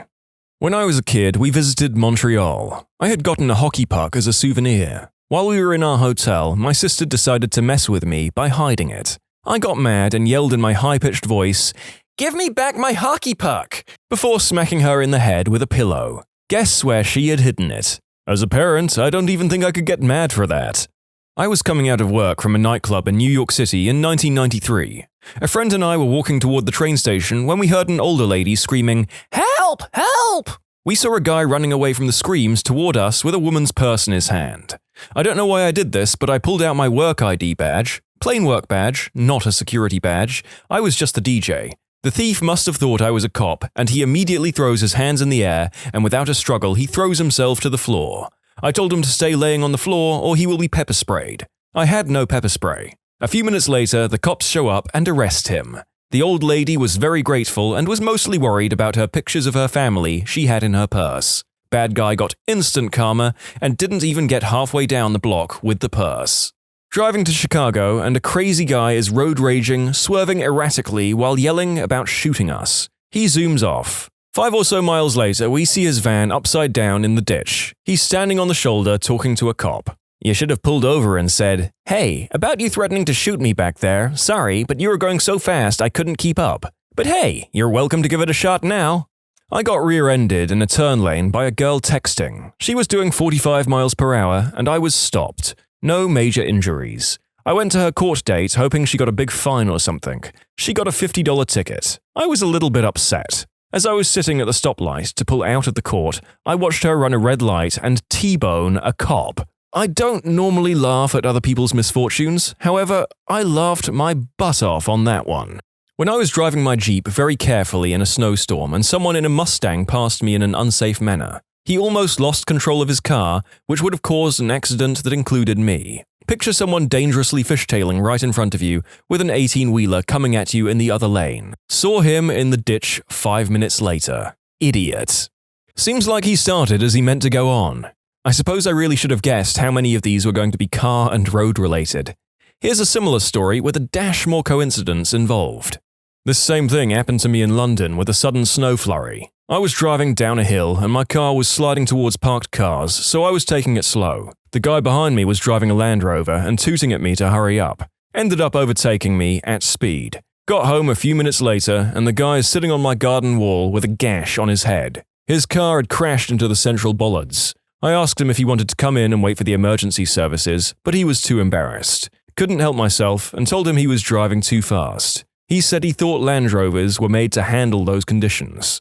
I work in an ER, and once a girl got brought in by an ambulance after being assaulted. She was walking down the street when some guy tackled her to the ground and tried to drag her down an alley. A good Samaritan managed to chase him off and call the cops. Like 20 minutes later, they brought in a guy in full cardiac arrest. Turns out the police found the attacker and chased him several blocks to where he collapsed, and his heart gave out. He was dead on arrival and the victim ID'd him right in the ER. I was kicking a customer out for being racist and cursing at one of the employees. He yelled offensive stuff and then he tried to slam the door on his way out, but it had one of those things that make the door close slowly. He pushed it hard, but it didn't budge and he slipped and fell on the floor. We had a good laugh. The correct name for that thing is a door slowly closer. A door slowerer? Americans call boingy decelerate hallway blockers door slowly closers. When my ex-husband who stole $4,000 from me to go visit his mistress in another country called me to beg for money. Actually, my credit card number, as if, because his lights got cut off. The other day, I was taking my dog for a walk around the neighborhood. She squatted down to take a poop, and I reached for my doggy bags only to realize I was fresh out. So I peeked around, making sure nobody was looking, and I just left it. 10 minutes later, I'm walking across the road, and I cut through a thin grass median in the center, and what do you know? I step in dog poop. I wasn't even mad. I knew I deserved it. When I was in my first grade, my class had recess, and this bully pushed me to the ground. I fell and was about to go off on the kid when this fourth grader came over, lifted the kid up, and took the kid over to the principal. Karma is the best. A very similar thing happened to me when I was in first grade, but there were a few key differences. The bully wasn't alone. There were 3 second graders, one of whom was the leader. I kicked his goons' butts before he took me on himself. They started it. I was on the monkey bars and they came up under me and started twisting my legs, so I fell. The guy who ended up saving me was in 3rd grade, not 4th. He didn't take the bully to the principal, just carried him a few feet away and dropped him. The guy who came to help me was my brother, which was interesting because he was usually the one giving me a hard time. It's the older brother Maxim. The only people that can beat up on my younger brother is me. I was at a party one time, and this one girl couldn't stop talking crap about this other girl that was coming to the party. The other girl shows up, and this dude picked her up and hugged her and spun her around in a way where her foot kicked the girl that was talking crap right in the face while she was sitting on the couch. Her beer spilled all over her, and she caught a black eye. Every script or so, there is one story in particular that causes the narrator to spit out his drink all over the screen, laugh outrageously in public, or have to stop for a solid 5 seconds while he wheezes with laughter. This was that story. Happened to me at work. Meth Head was trying to pay with like 1,000 coins for a $5 scratch-off. She tried to say she was only 10 cents short, ended up being over $1 short, then complained and said any decent person would have spotted her the money. Pretty much told her she could go down the street and try there if she'd like. She pulled out a 20 and bought 2. As she walked out the store, she said, "Karma is a B word." When she got to her car, a cop pulls up behind, blocking her in. They proceed to search the car, then arrest her and her boyfriend. It was hilarious. F her. So let me get this straight. She tried to buy a scratch-off using a bunch of coins, got mad when nobody gave her $1, and then pulled a 20? F that B word. A classmate in school broke one of his legs and was using crutches. He was about to go down the stairs and another kid kicked one of his crutches down the stairs. I walked down there and got his crutch for him, and while walking back up, the kid who kicked the crutches came tumbling down and I moved out the way. The kid broke his arm. Did you hear that? Yeah, it sounded like someone fell down the stairs. No, it was actually the sound of sweet, sexy karma returning the favor. Last Saturday, I was on a crowded NYC subway at 2 a.m. 2 drunk dudes, young 20s, lighting a joint and walking around flaunting it. One literally came up to me, "You think a weedhead ain't gonna smoke a joint?" Whatever that means. The whole train kept ignoring them and they kept parading around being a bunch of morons. They spotted 2 taller, athletic-looking dudes and started making fun of them for looking like cops. It was the line, "Which of you is the sergeant?" that finally put the athletic guys over the edge. They looked at each other, smiled, reached into their pocket, and pulled out their badges. "Okay, boys, empty your pockets." The subway blew up in laughter. They would have gotten away with everything if they just didn't go bother the 2 plainclothes police officers. Score 1 for the good guys. And then I went home and smoked up a joint myself in my living room. I worked as a bartender at a bowling alley. For some reason, one of the other bartenders hated me. She was constantly poaching people on my side, horseshoe-shaped bar, so we each got a side. We split tips, and whenever it was her turn to count them down, I know she wasn't splitting them properly. Tried to get the scheduling manager to put her on my days, etc. One of my regulars even said she caught her pocketing tips and not putting them in our communal bucket while I was working with her. Well, tournament season started, which everyone dreaded/looked forward to. Dreaded because the shifts were twice or 3 times as long as normal, and there was a constant rush of people at the bar. Looked forward to because shifts were 2 or 3 times as long as normal and there was a constant rush at the bar, so we'd make about as much in a day as we did in a week. Well, the first tournament was teams that she considered hers. They bowled on her side on days she worked, so she knew them well and was looking forward to their tournament tips. She came in, saw that I was scheduled to bartend that day, and flipped out. She started ranting to the manager, who happened to be the scheduling manager. The owner pretty much said I was one of the better bartenders, so I was getting put on the tournaments, and if she didn't like it, she could just leave. My co-worker left, and then I got to work her normal shifts as well. I was working in a pub in Liverpool and had just arrived about 10 a.m. to start my shift. I knocked on the door and waited for someone to let me in. I became aware of some voices shouting and turned around to see 2 guys, shirts off, swaggering towards me, talking in a language I didn't understand. They came right up to me and whatever little English they did speak came out. They called me a frickin' working girl and a frickin' B-word, etc. Nasty stuff, and I was really quite scared.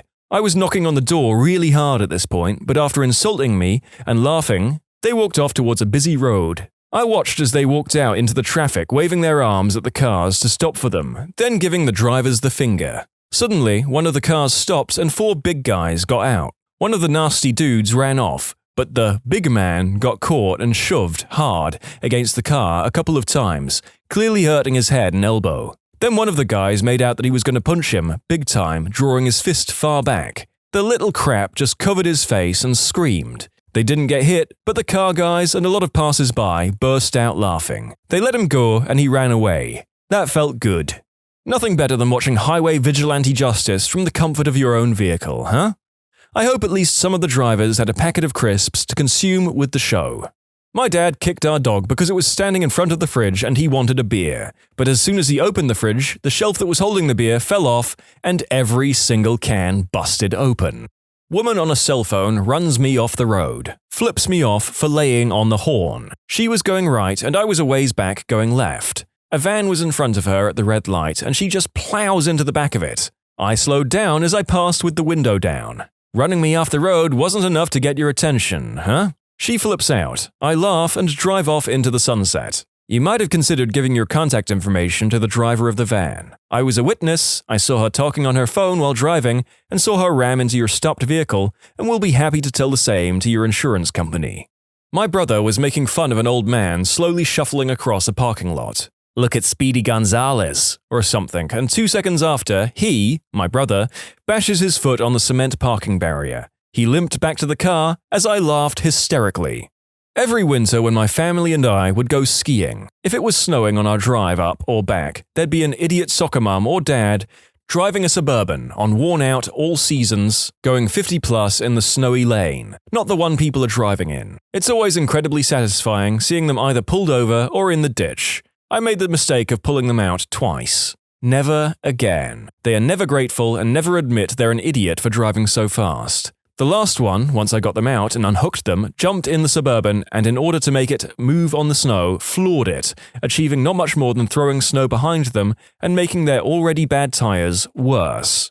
I was working at a mental health facility for the elderly as a nurse, worked there for over a year with a perfect work record. I worked for the same company at another elderly facility, also for the same amount of time with a perfect work record. My coworker found out I have PTSD and decided to tell my boss at the psych facility that I have PTSD, and the two together plotted to have me committed. One day in October 2012, they launched their attack. I was working a 7 a.m. to 3 p.m. shift and doing very well for 2 hours when my boss called me into her office to congratulate me on 1 year service. When we were in her office alone, she started grilling me about my mental health and how it plays out at home. Next thing I know, she's forcing me to call my coworker, who is off duty, and making me go with her to the psych emergency because I have PTSD. The entire meeting was designed to stress me out and caused me to be triggered enough to behave poorly or crazy somehow to rationalize the next step, which was to cart me off to an emergency, and when they see me, they will instantly know I belong locked away in a padded room. They didn't, though. The hospital said I was fine, just stressed out about being forced to go to the hospital like a crazy person for no reason other than admitting I had PTSD. After the hospital let me go, my boss put me on extended medical leave without telling me and ignored all my calls for 2 weeks. Wrote letters lying about me to her bosses and the HR department. I filed a union grievance and a complaint with a third-party whistleblower company for my company's head office to hear about. My boss lied about me to everyone. She said I told her I had a murderer in my head, that I was standing in front of mirrors with knives wanting to cut flesh. They believed her, so they shut down my complaints. I took it to the Human Rights Tribunal, self-represented, against the largest long-term care provider in North America, and I fricking won. Took 3 long years from incidents to end of court. It was the hardest thing I have ever done. My employer's health declined considerably by the time the trial happened. She lost her job, she had to move to the mainland, and there is a forever public record about what she did. The co-worker who helped my boss is in the permanent record, and the employees of the job site were ordered to learn what she and our boss had done to me and the outcome. She will never be comfortable at that job site again, and who and what she is known to all. I got the highest amount awarded for damages to dignity and self. I created a precedent for other PTSD persons with a clean work history who do a good job on the clock but have very real struggles with PTSD symptoms at home. No karma could possibly taste better than $40K and a clean reputation. When you subscribe, make sure to hit the bell to turn on notifications. Put the playlist on in the background to finish listening to all the stories, linked at the top of the description. And if you like Am I the Genius, give Am I the Jerk a shot, linked in the description too. Either way, thanks a lot for watching, and we'll see you guys next time. What are some double standards that don't involve gender? When I was a little kid, if I left my toys out and one of my parents stepped on one, I got yelled at for leaving my toys all over the place. But if my parents left their tools out and I stepped on one, I got yelled at for not watching where I was stepping. I always find it amusing that when I purchase chemicals for my company, I can order some real crazy stuff, or stuff that can be used to do/make or synthesize crazy stuff, without raising an eyebrow or having to submit documentation or business records, because, hey, we've got an account, so it must be legit. But when I order good old 99.9% pure ethanol, which is really cheap for us because it's tax exempt since we're using it for industrial purposes rather than drinking it for entertainment, there's a mountain of additional paperwork attesting to the above. When I went to Japan, I was heckled by my friends if I went and had American food. Yet, when the same group of friends went out to Japanese guests here in the States, we always only went out to Japanese food. WTF? Seriously, I got American food when I lived in Thailand about once or twice a month, which is nothing compared to the 30-plus days in a month and 3 meals a day, but I would just be judged by the locals and even some foreigners for stepping into a McD for a hash brown and sausage and egg McMuffin. Like, leave me alone, fam. I'm homesick and I don't want to sweat from the burning spice of last night's leftover curry at 8 a.m. when it's already 33 degrees, 91 in freedom units, outside. When I have a lot of experience at a job application, like they asked for, but the employer thinks I'm too old for the job. My parents say that our generation only does stuff so that we can take a picture and post it, and then whenever we go to do something, my parents take a ton of pictures so they can post them. My mother rants and raves about technology a crap ton. She's the epitome of the good old days, yet 90% of her time is Facebooking on her phone. My parents are the same way. They used to be big sticklers for little to no technology, didn't have a gaming system until late middle school, didn't have internet until high school, didn't get my first smartphone until college. But now, my parents are the ones with the most tech, and my dad makes at least 1 to 2 posts to Facebook a day. My brother and I, both in our 20s, have to pry my dad away from his iPad to join us for our family's meals or watch a movie together. My boyfriend's graduation ceremony was this past Saturday, and my dad was responding to emails and Facebook posts throughout the event. It's quite funny when we call him out on it too, because he says, "I'm just answering some emails," or "responding to Facebook posts." So he's entirely self-aware that he's doing it, but in his mind, it's justified. I've always found my parents' tech habits more funny and cute than anything. I can see these people's points though. At least growing up, my parents' technophobia got me out of the house a bit more than I might have got otherwise. Employers who expect you to stay late for hours of overtime on their whim, but get mad if you're even 5 minutes late in the morning. If I'm flexible for them, I think it's fair to be flexible for me. Such a nitpicky thing to destroy morale when it's already so bad from being forced to work late. Luckily, that was my old job, and I'm in a better place now. Bad parenting on their kid versus other people's kids. But my kid is special. Oh yes, I'm a twin with incredible parents. My middle school bully was a twin with terrible parents. They were twin sisters and would fight constantly in class. Like embarrassing screaming matches. My twin brother and I always got along, mostly due to his kindness and compassion through my moody and volatile adolescence. I was straight up B-word to him most of the time. However, we obviously fought sometimes. Once we were having a small argument in the hallway. I was accusing him of taking my silly bands to give to his little girlfriend, or some middle school drama thing, and my bully's mother, who was the superintendent of my school, called my parents and told them my brother and I were fighting at school and needed to be controlled. She didn't even approach us first. She could have definitely broken up our little argument by just talking to us. We weren't screaming or even talking very loud. I was just very clearly mad at him. I don't know if she saw the argument herself or if one of her daughters told her we were fighting or something. Meanwhile, her kids interrupted half of class every day and they didn't even get sent to the office.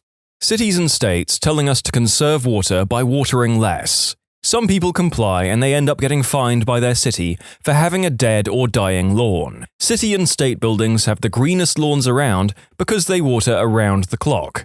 Early morning, high noon, and the evening. Half the sprinklers are usually overspraying in the middle of the road. How about cities and states telling citizens to conserve water, then selling the water rights to major corporations or factory farms for almost nothing? I'll cut down my showers when you stop selling the state's water to gosh darn Nestle. Celebrity overdoses. Oh, such a tragedy. Addiction is a disease. When anybody else overdoses, ugh, gosh darn junkie, what did they expect to happen? Poor and weird equals weirdo. Rich and weird equals eccentric. Also, rich people don't commit crimes, they make mistakes. Unless the controversy becomes so large that it's threatening the reputation of other rich people. Then some of the offenders will be publicly ostracized and will be told that they fixed systematic issues. Bonus points if they make a heartfelt public apology on some talk show and restart their career. Celebrity worship overall just makes me angry. Yeah, when you think about it, there's a lot of people locked away who just sort of had the misfortune to not be rich and famous at the time. Tall people get more opportunities, get promoted easier, and generally make more than average or short people. Tall and pretty? Oh yeah. What about pretty ugly? Definitely true. However, the research on looks and strangers' opinions of you is strong.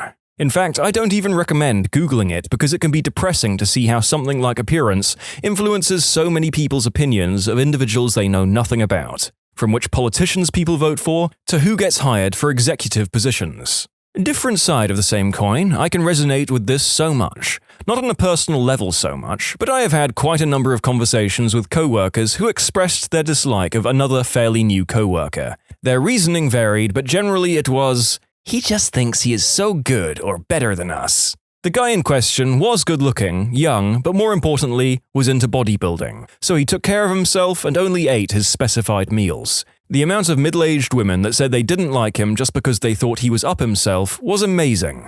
If I'm on my phone, people will almost always leave me alone. If I'm reading, they want to ask me what I'm reading and interrupt me, even though they can see the cover of the book. Which, if I wanted to talk, would I be reading? When I was a kid, I used to be allowed to read a book while around family at family gatherings. But when I got a Game Boy and played with that, I was told off for being unsociable. Except, I'm very dyslexic, and when I read, I am completely unable to hear anything, even someone calling my name. I could play on my Game Boy and hold a conversation at the same time. Adults will always whine about children enjoying the latest technology. I'm generally expected to give 2 weeks' notice if I'm going to be quitting a job. However, if said job wants to get rid of me, they can do it with absolutely no notice, and often with a bullcrap reason. That one depends on the country. In Canada, unless there is just cause, with extensive proof of written warnings, attempts at retraining or proof of a serious incident, the company is legally required to pay a period of notice depending on how long you've been there or your skill level, or allow them to continue working for that long. It's always amazing to me that even the US doesn't have laws like this in place to protect employees. Respect is earned. I deserve respect. Depends on what you mean by respect. I should treat you like another worthy human being? Okay. I should treat you like some sort of authority? F no. Rabbits and any other pet. I had a black mini, Rex, and she was the most intelligent rabbit I've ever had. She was litter-trained, did tricks like standing up, kisses, and came when you called her name only as long as she felt like it. But whenever I'd talk to her about people like they talk about their dog or cat, people look at me like I'm mad. People always ask each other about how their dog or cat is, but start talking about a rabbit and they lose complete interest. When I told them how much I spent on the vets a few times she's been ill, I've had some people say, "Why don't you just get a new one?" Because it's a living thing! Another rabbit we got from a pet store turned out she had some problems, and the manager of the store said, "Why don't you return her and swap her for another one?" How about get lost? She's a living creature that didn't ask to be here. Some people need to understand that there are a lot more to rabbits than meets the eye. Being bilingual, specifically speaking English and another language. In most of the world, I'm considered intelligent and sophisticated if I speak more than one language, even if I speak with an accent. In the States, speaking a second language, especially if I have an accent, gets me disrespected as a stubborn, non-acclimated immigrant. Oof, I feel this one. There's nothing more frustrating than having people speak to you as if you're a child, even though you're an educated, well-read person with a speaking handicap in the current situation. Narrator rant over. If I finish a 9 to 5 and want a glass of wine after work to relax, that's perfectly normal. If I'm working a night shift and want a glass of wine after work to relax, I must have a drinking problem because it's 8 a.m. and I'm opening a bottle of rosé. You're supposed to drink Bloody Mary before 10 a.m. Once the clock has 4 numbers on it, all bets are off. The need to respect your elders even when they abuse that privilege and treat young people disrespectfully. If you want respect, you need to show respect. Sometimes people use respect to mean treating someone like a person, and sometimes they use respect to mean treating someone like an authority. And sometimes people who are used to being treated like an authority say, "If you won't respect me, I won't respect you." And they mean, "If you won't treat me like an authority, I won't treat you like a person." And they think they're being fair, but they aren't. And it's not okay. Pretty good quote. Old enough to join the military and go to war, but not old enough to buy a beer. Laughs in German. Professors will have very strict due dates on students, but will wait until the last week of the semester to finally give back our grades from our first presentation. Or they waste half a frickin' hour trying to figure out how to use the projector. If I have trouble with my laptop or submitting an essay, it's TS. The federal government putting green herb at the same level as crystal, white powder, and smack. Meanwhile, alcohol and tobacco are available in stores everywhere. What's worse is that actually, according to the drug scheduling system, Mary J is set at a higher class than white powder and crystal. Schedule 1 is supposed to be reserved for substances that can cause harm and have no medical usage. White powder is on Schedule 2 because it has a medical use, namely as an anesthetic and it can help stop bleeding. Crystal is also a Schedule 2 because forms of amphetamine are used in ADHD medication. I don't agree with green herb being Schedule 1 for many reasons, but especially because it doesn't even meet the criteria for it. It's a catch-22. Weed is S1 because it has no medical uses. It has no medical uses because those medical uses can't be researched. It can't be researched because it's S1. Same goes for harm. A lot of this has been changing recently, though. At my old job, there was this lady in her 50s who would say whatever was on her mind, even making fun of the managers or policies during meetings for everyone to hear. Yet I, female 22, say one sassy thing and I need to learn to watch my mouth. Yep, seems fair. This was just a generic retail job and this lady had only worked there for like 5 years versus the 3 years I'd worked there. So I definitely think it was solely her age that let her get away with it. Oldest children never get away with anything, but they see their younger siblings not getting punished for the same things they would have been excoriated for. I'm the youngest of 3, with a massive age gap between me and my 2 siblings. Yet, when my sister was a grade A C-word to me, daily, she's a frickin' psycho, guess who got punished and guess who got absolutely no consequences whatsoever? I'll give you a clue. It wasn't her getting told off. I think we forget it can just as easily go the other way. I feel like the debate on whether older or younger siblings have it tougher is as old as time itself and will go on forever. I know me and my siblings are still having it into our adult years. If a dog doesn't like someone, that person's character is questioned immediately. But if a cat doesn't like someone, the cat's just a butthole. Have had dogs and cats, love them both, so not looking to start a cats versus dogs argument. The thing that bothers me about the whole dogs are good judges of character bit is that I've seen movie footage of the Führer of the Third Reich petting dogs and the dogs liked him just fine. I think dogs have an entirely different value system than humans. A dog might like you or hate you because of something it smells that humans can't detect. I've had some dogs charge at me in attack mode and others walk up to me and beg to be petted. They don't sense innate goodness or badness in people. They just have their own likes and dislikes that have nothing to do with human values. To add to this, I also believe a large bit of a dog's behavior is what it picks up from its owner. For example, the only person my dog has ever been unfriendly to was someone who I had a strong disdain for. Yeah, I'm shifty as heck and dogs love me. Managers berating you for doing a bad job when they have absolutely no idea how to do your job. Should have clarified that I meant more when a manager who has no idea how to do your job picks apart the work you've done, looking for flaws, criticizing your process when there's otherwise nothing wrong with it. When you burn a body in a crematorium, you're doing a good job. But if you burn a body at your house, you're destroying evidence. Same thing as when Miley Cyrus is in the nude and licking a hammer. It's art. But when I do it, I'm drunk and need to leave the hardware store. If the government owes you money, it can send you your refund any gosh darn time it wants to. If you owe the government money, you can bet there will be interest and penalties added. Actually, if the IRS holds on to your money too long, they will pay you interest. And then the IRS will charge you tax on that interest. Work smart, not hard, only applies to people who aren't usually smart. People with a good record are assumed or expected to do a better job than their peers with the not-so-great levels of achievement. This would be okay, except for the fact that the person with a good record could be punished for producing the same quality of work as the other person, simply because they're capable of more. I'm all for personal growth and doing your best, but sometimes the job simply doesn't require the extra effort. It's ridiculous to ask me to go above and beyond when I could save my energy for something that actually takes more work and deserves more time. It's okay for old people to be bigoted and close-minded because they grew up in a different time, whereas young people are just considered ignorant a-holes. Which is why I refuse to acknowledge he's just set in his ways as an excuse. No, he's just stubborn and refusing to change. Now, if they have a legitimate memory problem like Alzheimer's or dementia and aren't in their right mind, that's different. They actually cannot help that.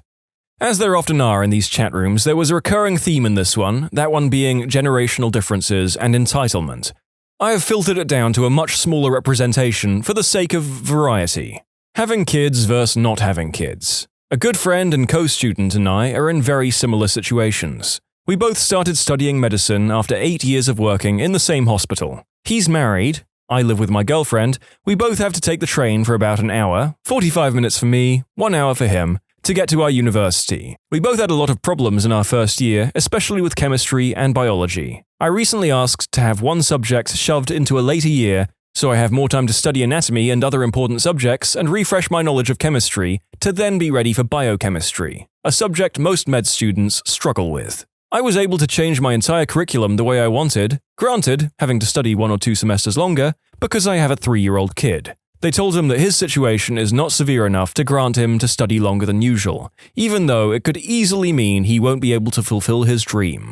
Charities for kids get funding. Clean water for kids, clothes for kids, food for kids, AirPods for kids, but try to get funding for adults. Kids are seen as innocent, but adults just need to stop being lazy and get a job.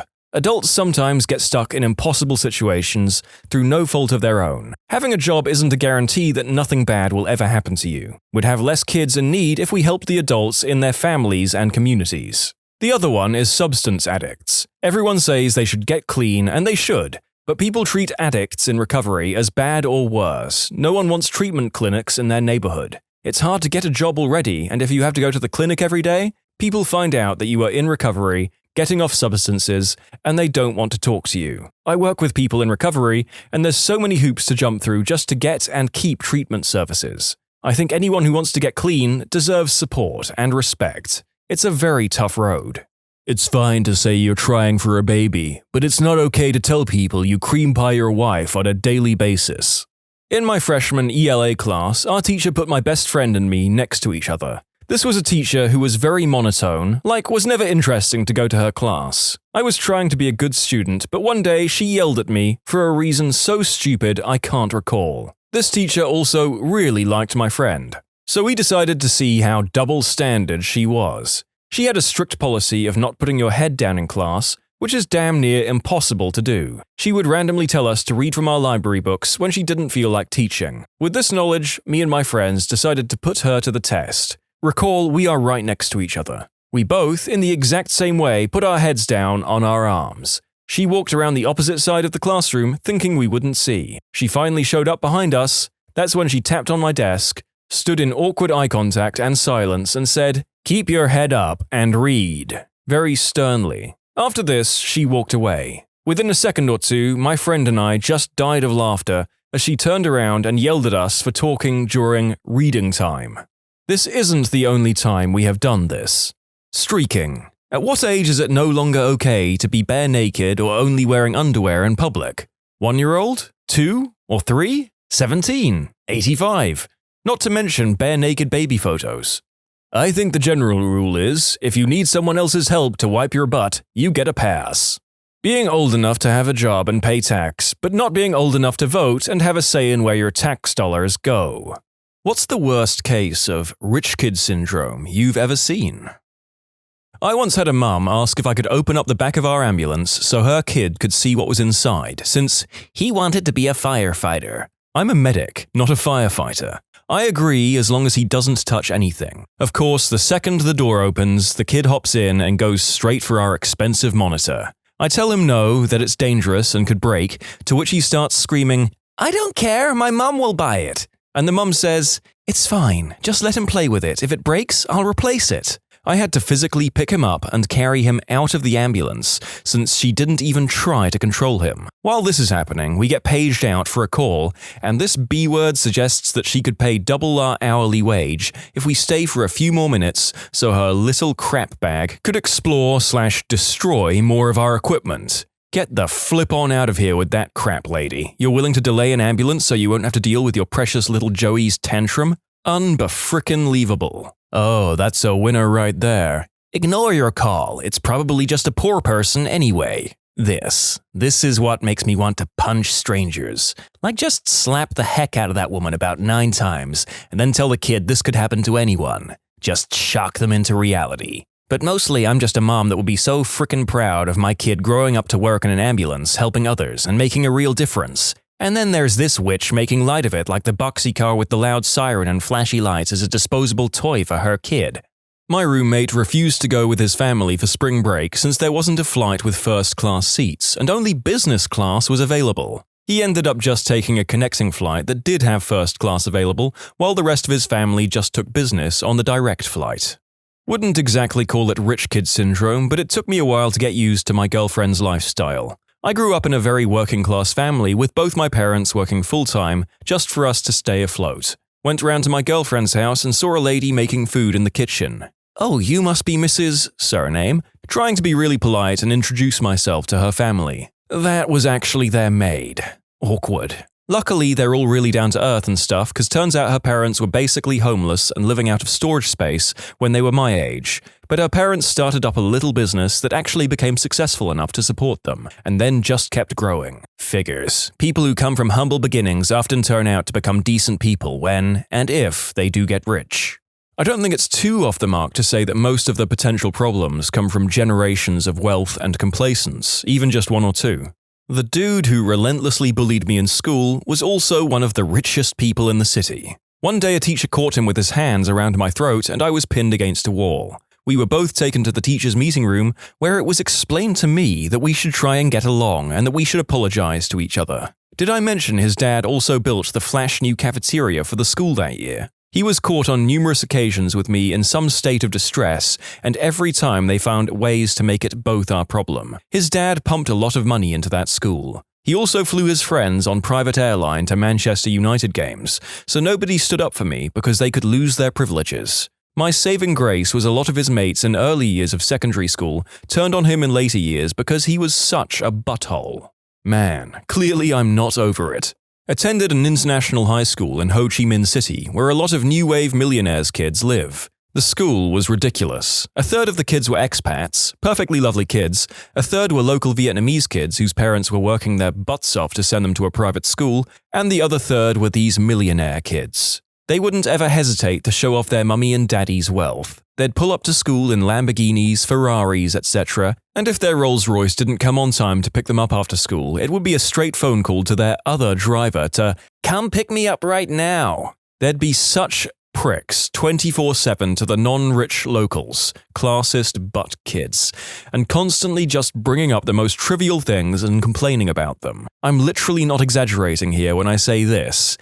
My maid brought me the wrong LV bag. I told her it was the tan brown one, not the light brown one. Ugh, I can't believe it.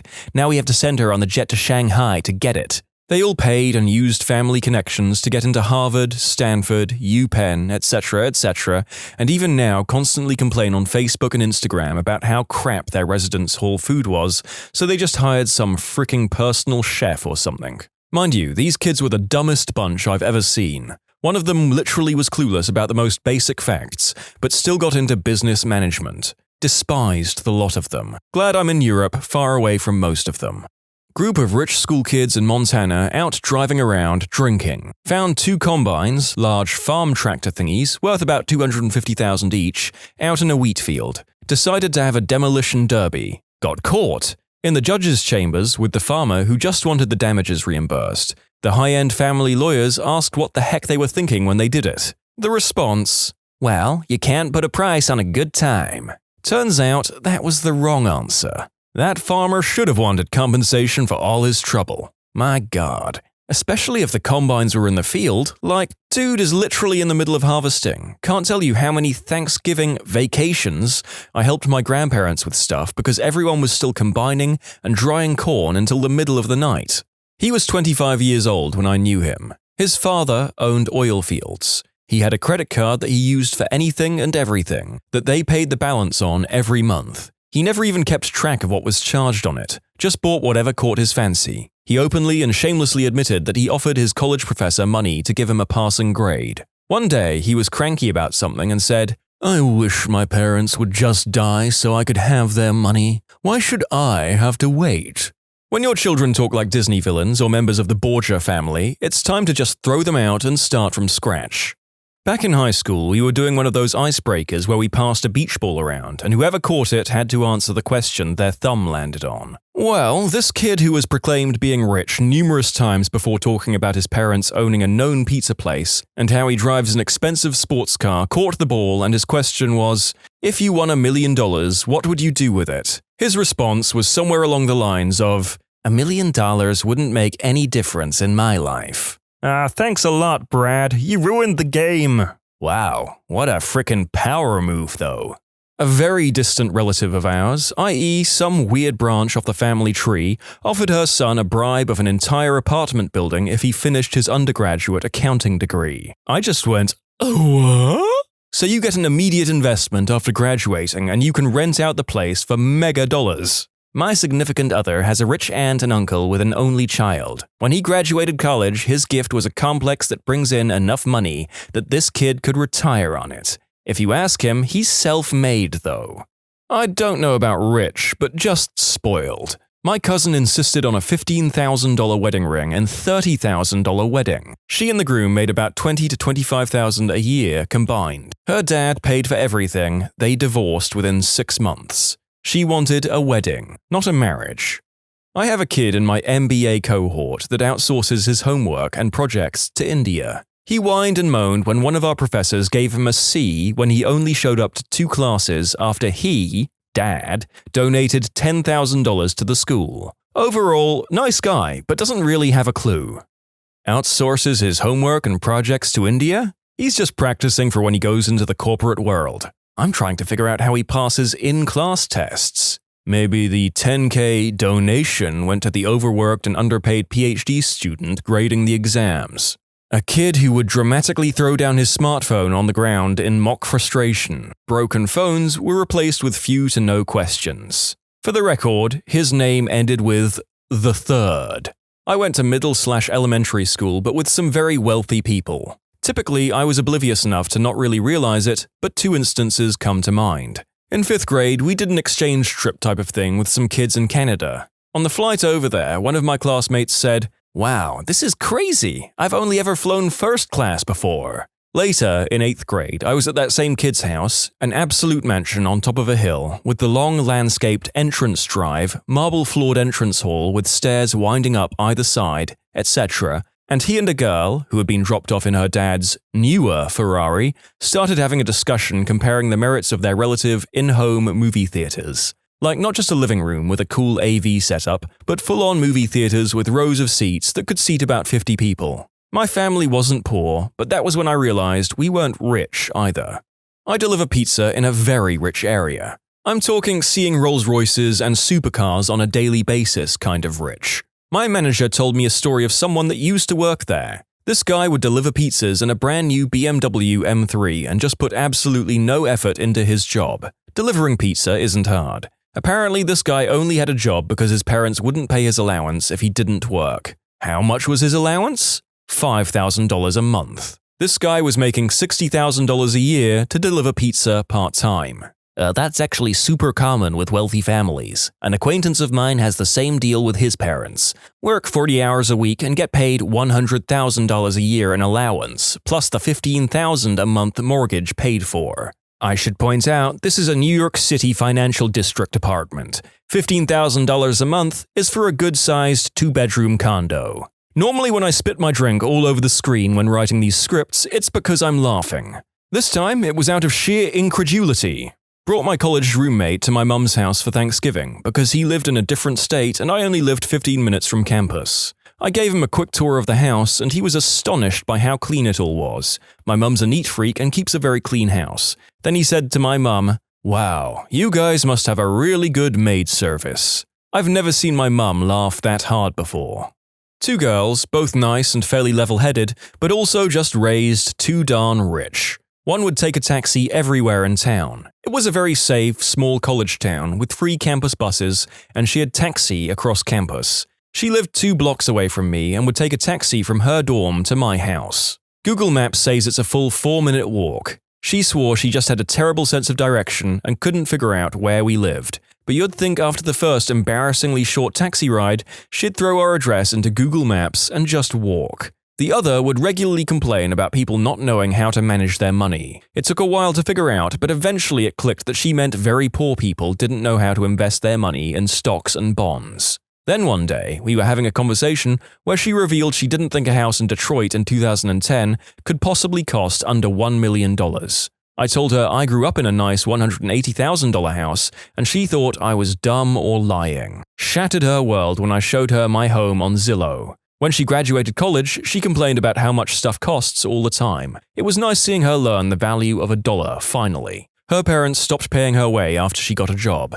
She was probably making $70,000 to $80,000 in her first job, but she was living in Pasadena too. She talked all the time about how poor she was and about how she was living in an apartment above a garage. But at the same time, I lived in an apartment with 5 other people and felt pretty wealthy making $11 an hour, so I wasn't exactly heartbroken for her. Mother fricker, I'd chop off a limb to be making $80K a year.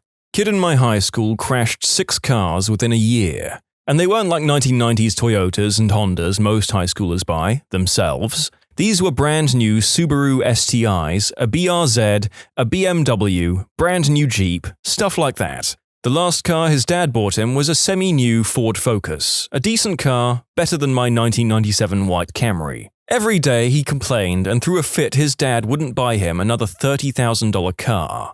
Sounds like his dad needs to buy him a driving tutor. Buying people is usually frowned upon. I work with a guy like the people in these stories. He recently proposed to a girl he dated for a few weeks with a $5,000 ring. He's 19 and we make less than $30,000 a year. They're married a month later. The girl always looks miserable and the guy is always skirting responsibilities at work. I'd say I only give it a few more weeks, but she might try to milk him for his daddy's money for a little longer. One of the kids in my grade brought bags of cocaine to senior prom. Not only did his parents let him go, but the police did too. Now I believe he's in an engineering program at Yale. Good luck with that, money won't save you from thermals and fluids.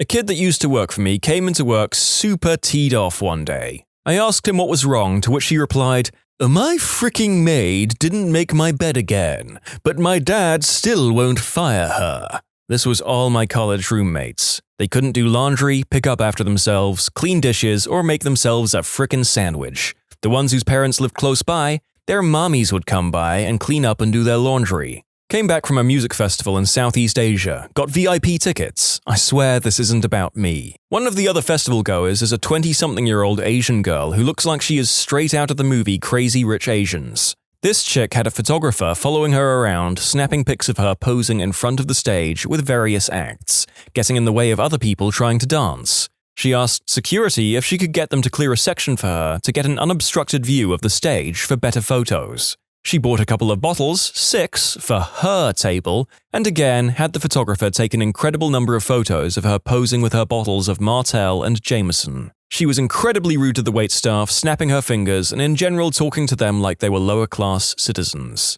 She asked my mate and I, both Westerners, to hang with her and her mates at her table, and again have the photographers take photos of her posing with us at the table. The other 2 guys from our group, both Asian, approached us when they saw that we were at the table and it looked like we had made some friends. When they approached us, the girl and her friends got quiet, spoke amongst themselves in Indonesian, and basically shooed them away. We left them after they did that and walked over to our friends. One of the guys is Indo and he told us that she basically told them to get lost and know your place.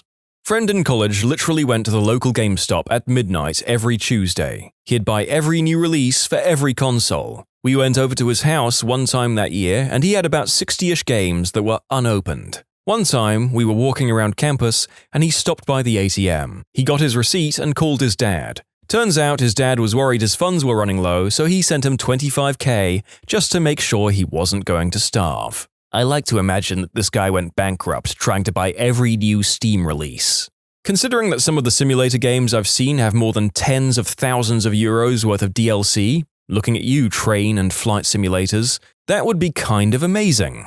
I used to work for a family that had a cleaning lady come every other day. None of the kids made their own bed, had to make their own food, or wash their own dishes. Heck, never even loaded a dish into the dishwasher. They just left them on the table for someone else to pick up. Have never done their own laundry. When the son had football practice, I watched a teenaged boy have a gosh darn meltdown, sobbing and cursing about their maid not throwing his uniform into the wash, and he didn't know how to do it himself. The 2 oldest are about to have a very interesting freshman year in college. Bonus story, when I was in college, I roomed with a girl who lived like this. Her mum did everything for her to the point where she couldn't function like a normal adult. Like her mum would drive 11 hours to clean this woman's room for her, clean up her used condom wrappers, etc. Her mum would get really snarky with me, like self-reliance was a loser quality, also because it made her daughter look bad. While it's really easy to learn to wash your own clothes, etc., she couldn't do it and just said, "Oh, well, I won't have to. When I graduate,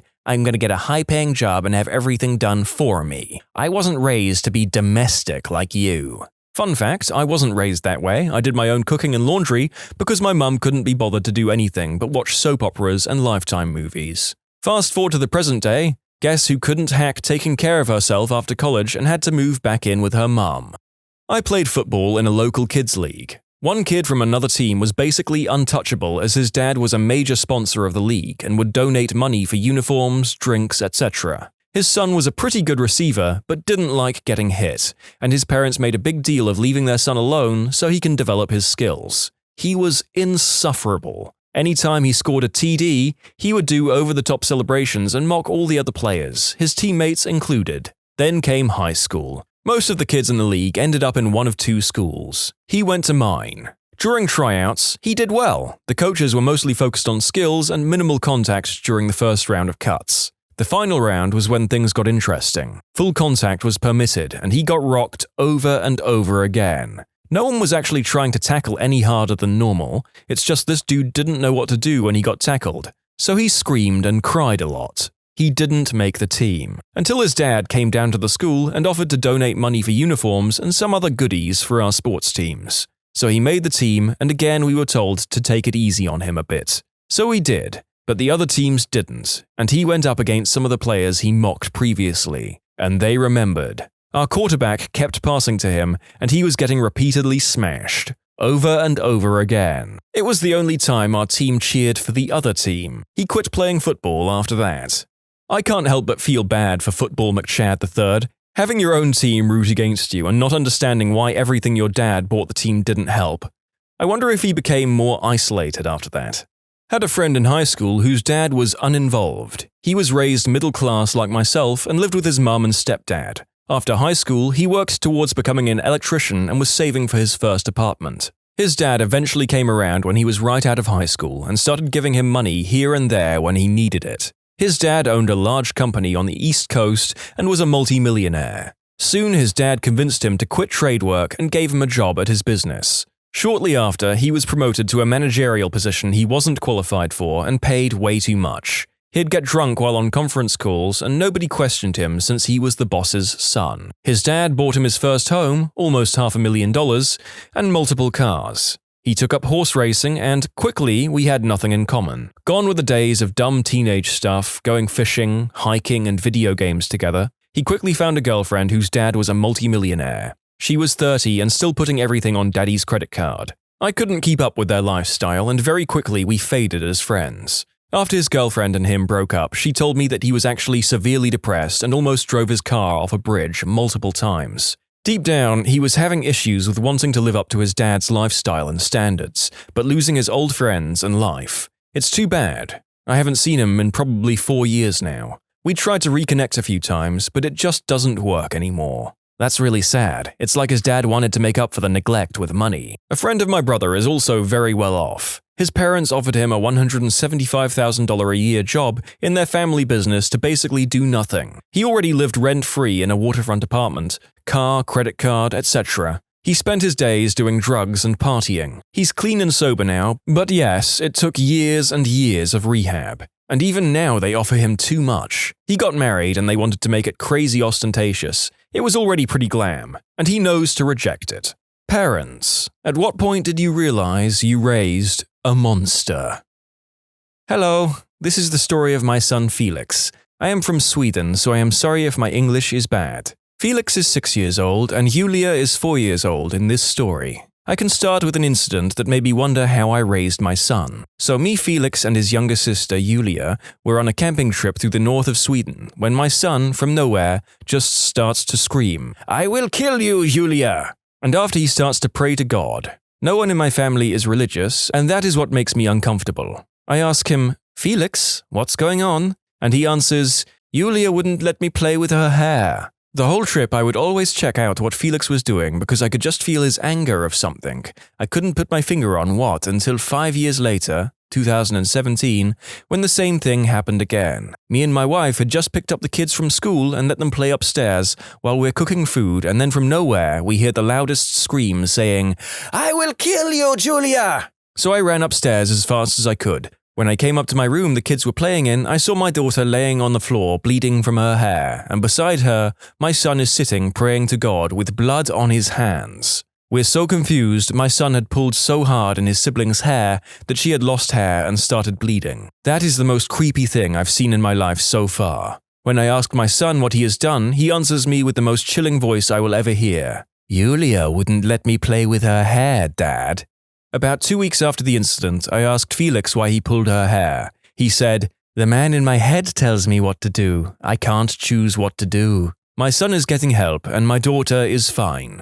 I had to buy security cameras because he was stealing, throwing parties, doing illicit substances in my home, etc. He looked right in the camera and flipped me off while I was at work. My heart fell.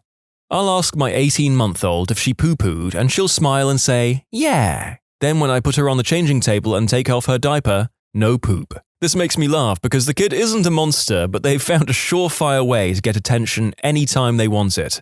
And you can be sure they're going to use it.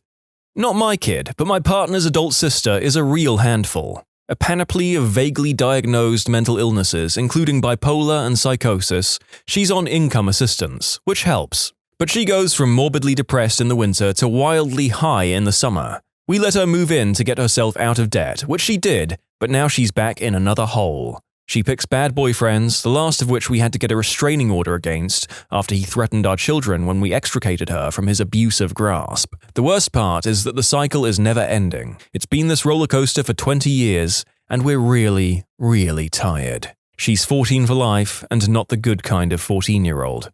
Big sister here. My brothers were fighting yesterday in the room beside mine. I'm hearing everything for 20 minutes straight. I'm having a cold and therefore wanted to see if they could resolve it first. The older brother is constantly using his strength, he's strong, fat, and tall, to taunt the younger one, but the older one is a wimp who will sit down if you demand respect. The younger one is even more of a derogative word for a female reproductive organ. I don't really condone using this word, but seriously, that is what he is. This younger is the middle child. They still don't break it up after 20 minutes. I go in there, throw the older one out of the room. He gets out, not before he hits him again. I had surgery on my leg a while ago and still in recovery, so really in no shape to get between them unless I want my other leg to break. The older gets out of the room, then suddenly the middle one gets the courage to beat him up when he's out of the room. I do not touch him but block his exit with both hands to the side of the door. This little psychopath uses all his strength to push on my hands and I almost fall to the floor.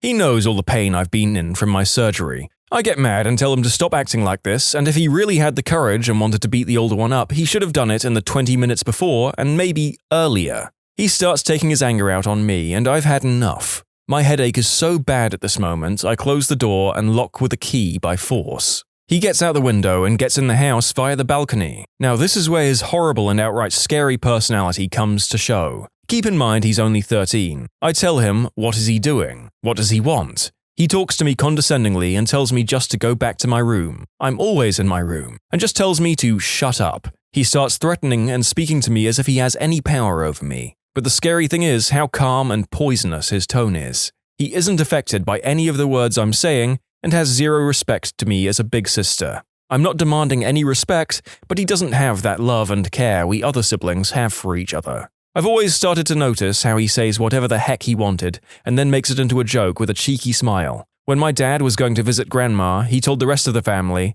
"He's just waiting on grandparents to die, then he'll be back." I mean, who the frick says that? This was a bit much, but the road my brother is headed on is not a good one, and I'm truly scared for his future.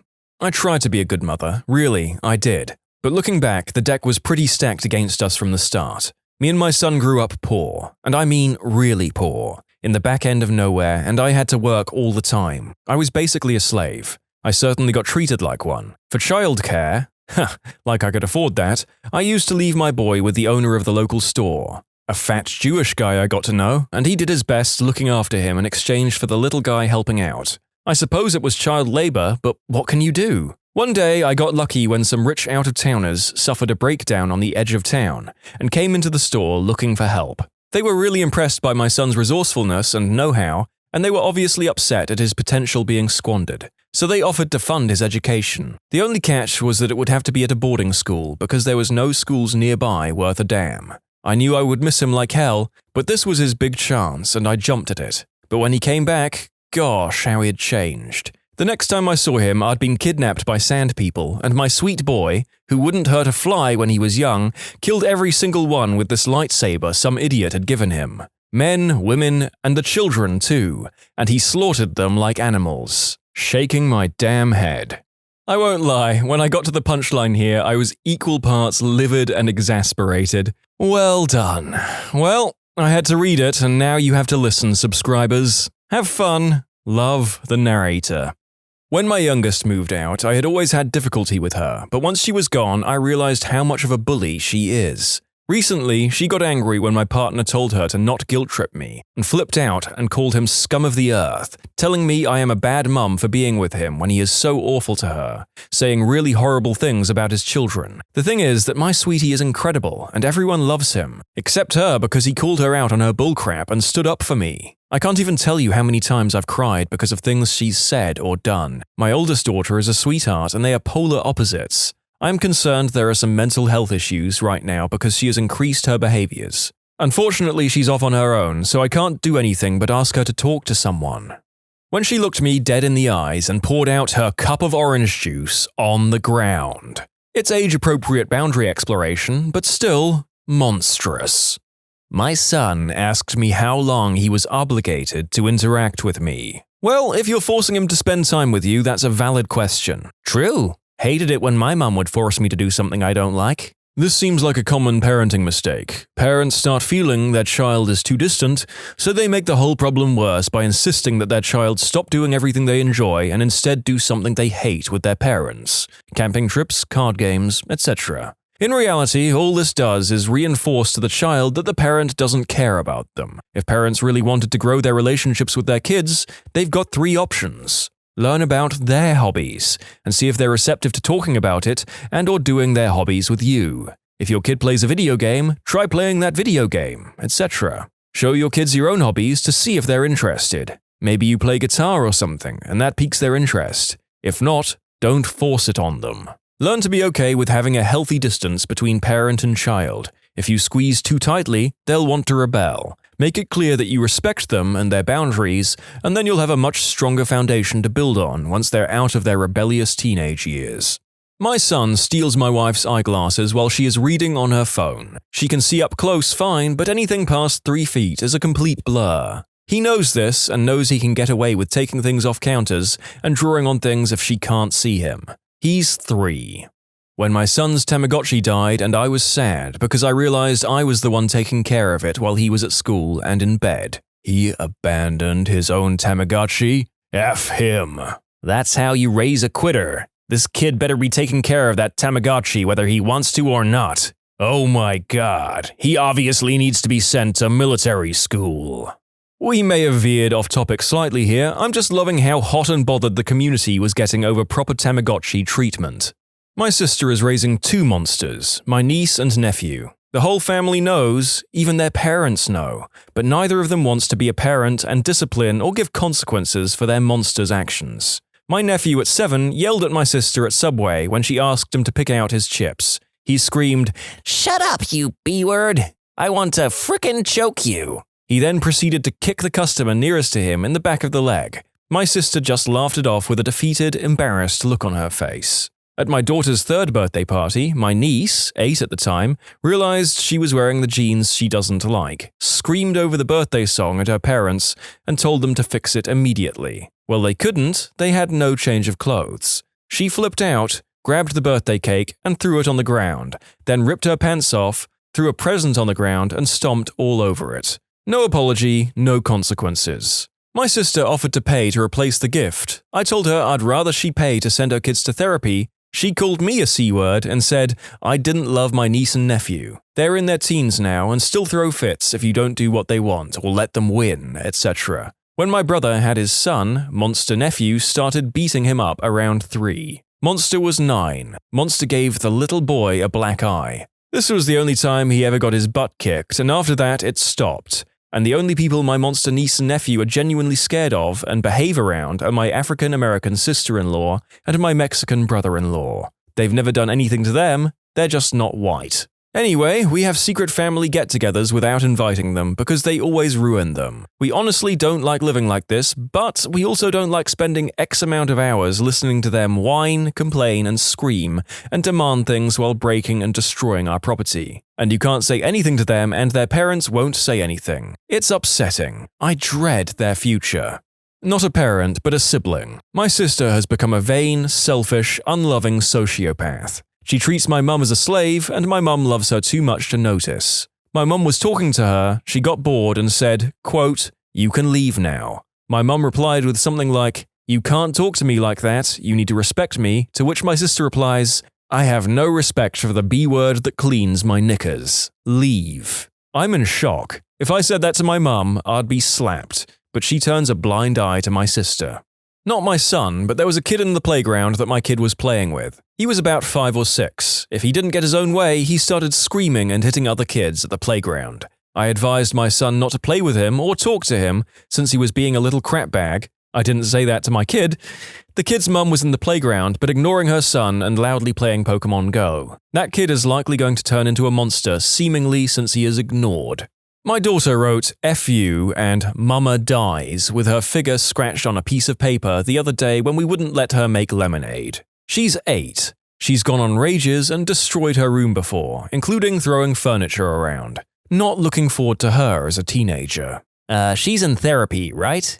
Yes, under medication too. She's much less ragey than she used to be, but catch her when she's tired or in transition and it's still hit or miss. I feel bad for her, and you. I mean, we blame people with mental issues for being jerks, but that's like blaming a sick person for being sick. They need help, and we should give it to them. Good job being a trooper. I dated someone who was a terror as a child and even as a young adult in my earlier life. She is a very sweet and well-adjusted human being now. One of my best friends with a child of her own. There is hope. I do hope the kid gives her a run for her money. It's only fair.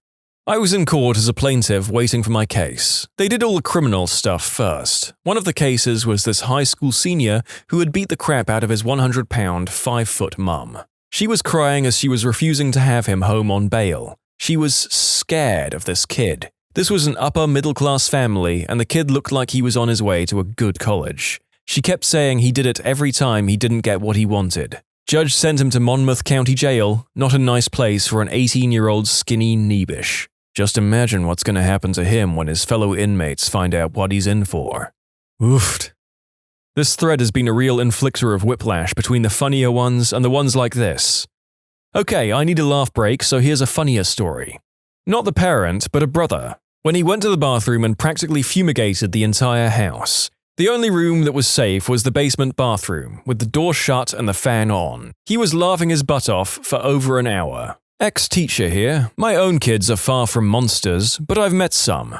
When I taught preschool, there was a kid who was banned from YMCA camps for his behavior, and they never banned someone before. He brought a plastic, thankfully, knife to school and threatened to cut all of us teachers. Told other kids he would burn their homes down after first setting fire to all their toys. He heard me calming another student who was afraid of bees and mentioning I'm allergic, but I've never been stung because I don't scare bees. He came up, told me he was going to put a wasp nest in my car, lock me in it, and watch me die. He was one of only 2 students expelled from that school in the 15+ years I've been associated with it. His mother still didn't realize her son was a monster. She said she ate lead paint when pregnant with him, but claimed he was just fine. Often parents just cannot or refuse to see their children for what they are. Not a parent, and I won't ever have kids for obvious reasons, but I was the monster. I'm not proud of what I've done, but I can't change the past. I lived with an abusive father who often beat my mother, my sister, and me. He was abusive, physically, beating us, and mentally. My mother said it started when I was 4 months old. My mother always tried to protect us, but wasn't always there. I lived in a home filled with hate and violence and never really learned what love or happiness was. I was a pretty violent child with a lot of anger issues. My mother told me I would often hit my grandmother or her, and when my sister was born, it was even worse. I hated her and wanted her dead because since she was there, I couldn't have nice things anymore. I was 3. I was the kind of child to throw a tantrum because I was not given the present I wanted for Christmas. When I had rooms full of toys and I would throw myself on the floor and scream or even hit people and break items, then act as if everything was normal. It took a turn when my best friend passed away. I was 6 and started being fascinated by death. I pushed my sister in the stairs and tried to kill her a few times. Now, I could have been helped if my mum had accepted that I had a problem, but she refused to think something might not be wrong. With the death of my friend, I was forced by school to see a psychiatrist who realized something was wrong and asked to see me again. I never returned as my mother just didn't want to face the truth. Growing up, I had a lot of anger issues and sent a few of my classmates to the hospital, but when questioned, I didn't remember what happened. It was around 16 my mother realized something was really wrong. I had an argument with her and hit her, then came back a few minutes later and wondered why she was mad. A few days later, my father had cornered me while I was doing the washing up. I grabbed a knife, and if my sister didn't see it and reacted, I know I would have stabbed him, even if I don't remember it. I remember my father screaming at me, but not the knife part. When I realized something was wrong, I asked to see a psychiatrist who told me I had an illness. Now I've changed a lot and seem like a normal person. I'm 23, really close to my sister, and I don't have anger issues anymore. I don't see my father anymore, and things seem to be good, except I don't really have feelings. I never did, but I still know what I did was bad. To all the parents out here, if your child acts in a way that is not normal, bring them to a psychiatrist. It's not something to be ashamed of, but someone that is ill won't change by himself. I'm not a parent and likely won't be due to medical conditions, but I fear my younger brother will likely turn into a monster. He's a self-entitled, uncaring, sociopathic, and frankly, violent little prick. He gets away with not doing his homework, playing video games constantly, and refuses to help my dad and I out with stuff. He doesn't do chores and is a lazy butthole. My dad, Lord save him, and I are at our wits' end. A little over a year ago, he threatened to slit my throat in a violent, anger-fueled rage, after hitting me over and over again, punching me in the stomach, and hitting me with a wooden dowel. after I told him to get off his game and do his homework, or I would turn off the internet until he did his homework. He's told me before, on many occasions, that he wished I was never born, that I should have died instead of Mum, who died 2 months prior to this, and that he hates my guts and wants me to die. He told me that if I told our dad, he would kill me and my cat in my sleep. When he was younger, he trapped my oldest cat, who's now since passed on due to old age, underneath the porch and didn't let us know until we found her 3 days later, alive, hungry, and dehydrated. He's thrown my youngest cat in the mud because he was bored and she was annoying him. He threw a book at our elderly dog because the dog was whining and being annoying. He has no care in the world but for himself and his 1.5-year-old cat. He's a monster through and through, and I dread the day my dad finally comes to his senses and sees what kind of monster we've had living in our house. Despite the grimness of this last post, posts like the next one give me hope that perhaps cases like this can be fixed.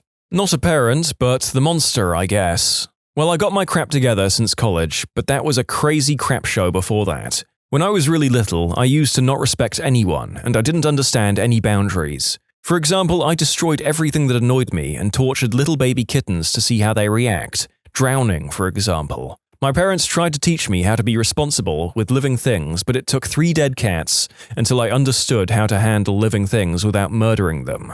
I really liked war and destroying stuff, painted weird stuff everywhere, peed into the plants in my room, and built weapons to destroy stuff. I also liked to hurt and terrify my classmates for fun. Went through some therapy, but it was mostly homeopathic crap and giving me those weird alcoholic drinks to calm your kid down. In secondary school, I spent a lot of time harassing the weird kid in our class that had no friends with a group of weird screw-ups. We were perverted as hell as well, and did a lot of dumb stuff in general. I started getting into video games in that time, and I thank God for it saved my insane butt, because in college I made friends through playing all day, and they helped me to understand how normal people behave. Now I got my act together, have tons of friends and a good job, and soon a pretty frickin' great girlfriend. But knowing what's normal and what's not is still a huge problem, especially in areas people don't talk much about, which always gets me in bad situations. I really don't know what my parents think of me, to be honest. They generally talk little and never told me I am proud or anything like that, which I understand, to be honest. I guess they are just happy I'm working on my crap. They could have told me earlier though. I mean, to this day, I had to work out my problems alone. They never talked directly like, hey, you've got to take care of these things. Maybe they don't want to accept the fact that I am indeed crazy. Fathers, what is the best way you have messed with a daughter's boyfriend when meeting him? I was the boyfriend. Her dad challenged me to a game of chess, and lost horribly. Afterwards, he took me to the man cave and proceeded to try to beat me at pool and video games. He lost terribly. I kind of felt bad afterwards, but at the time, it felt good. My then-girlfriend could only laugh at us being competitive and trying to beat each other in games. I'm still the ex-boyfriend he would rather her date, despite her and I not talking but once every 2 years. My sister's first real boyfriend was from about 3 hours away, and she brought him to the house for the first time without telling us they were coming. My father and I had no intention of messing with him.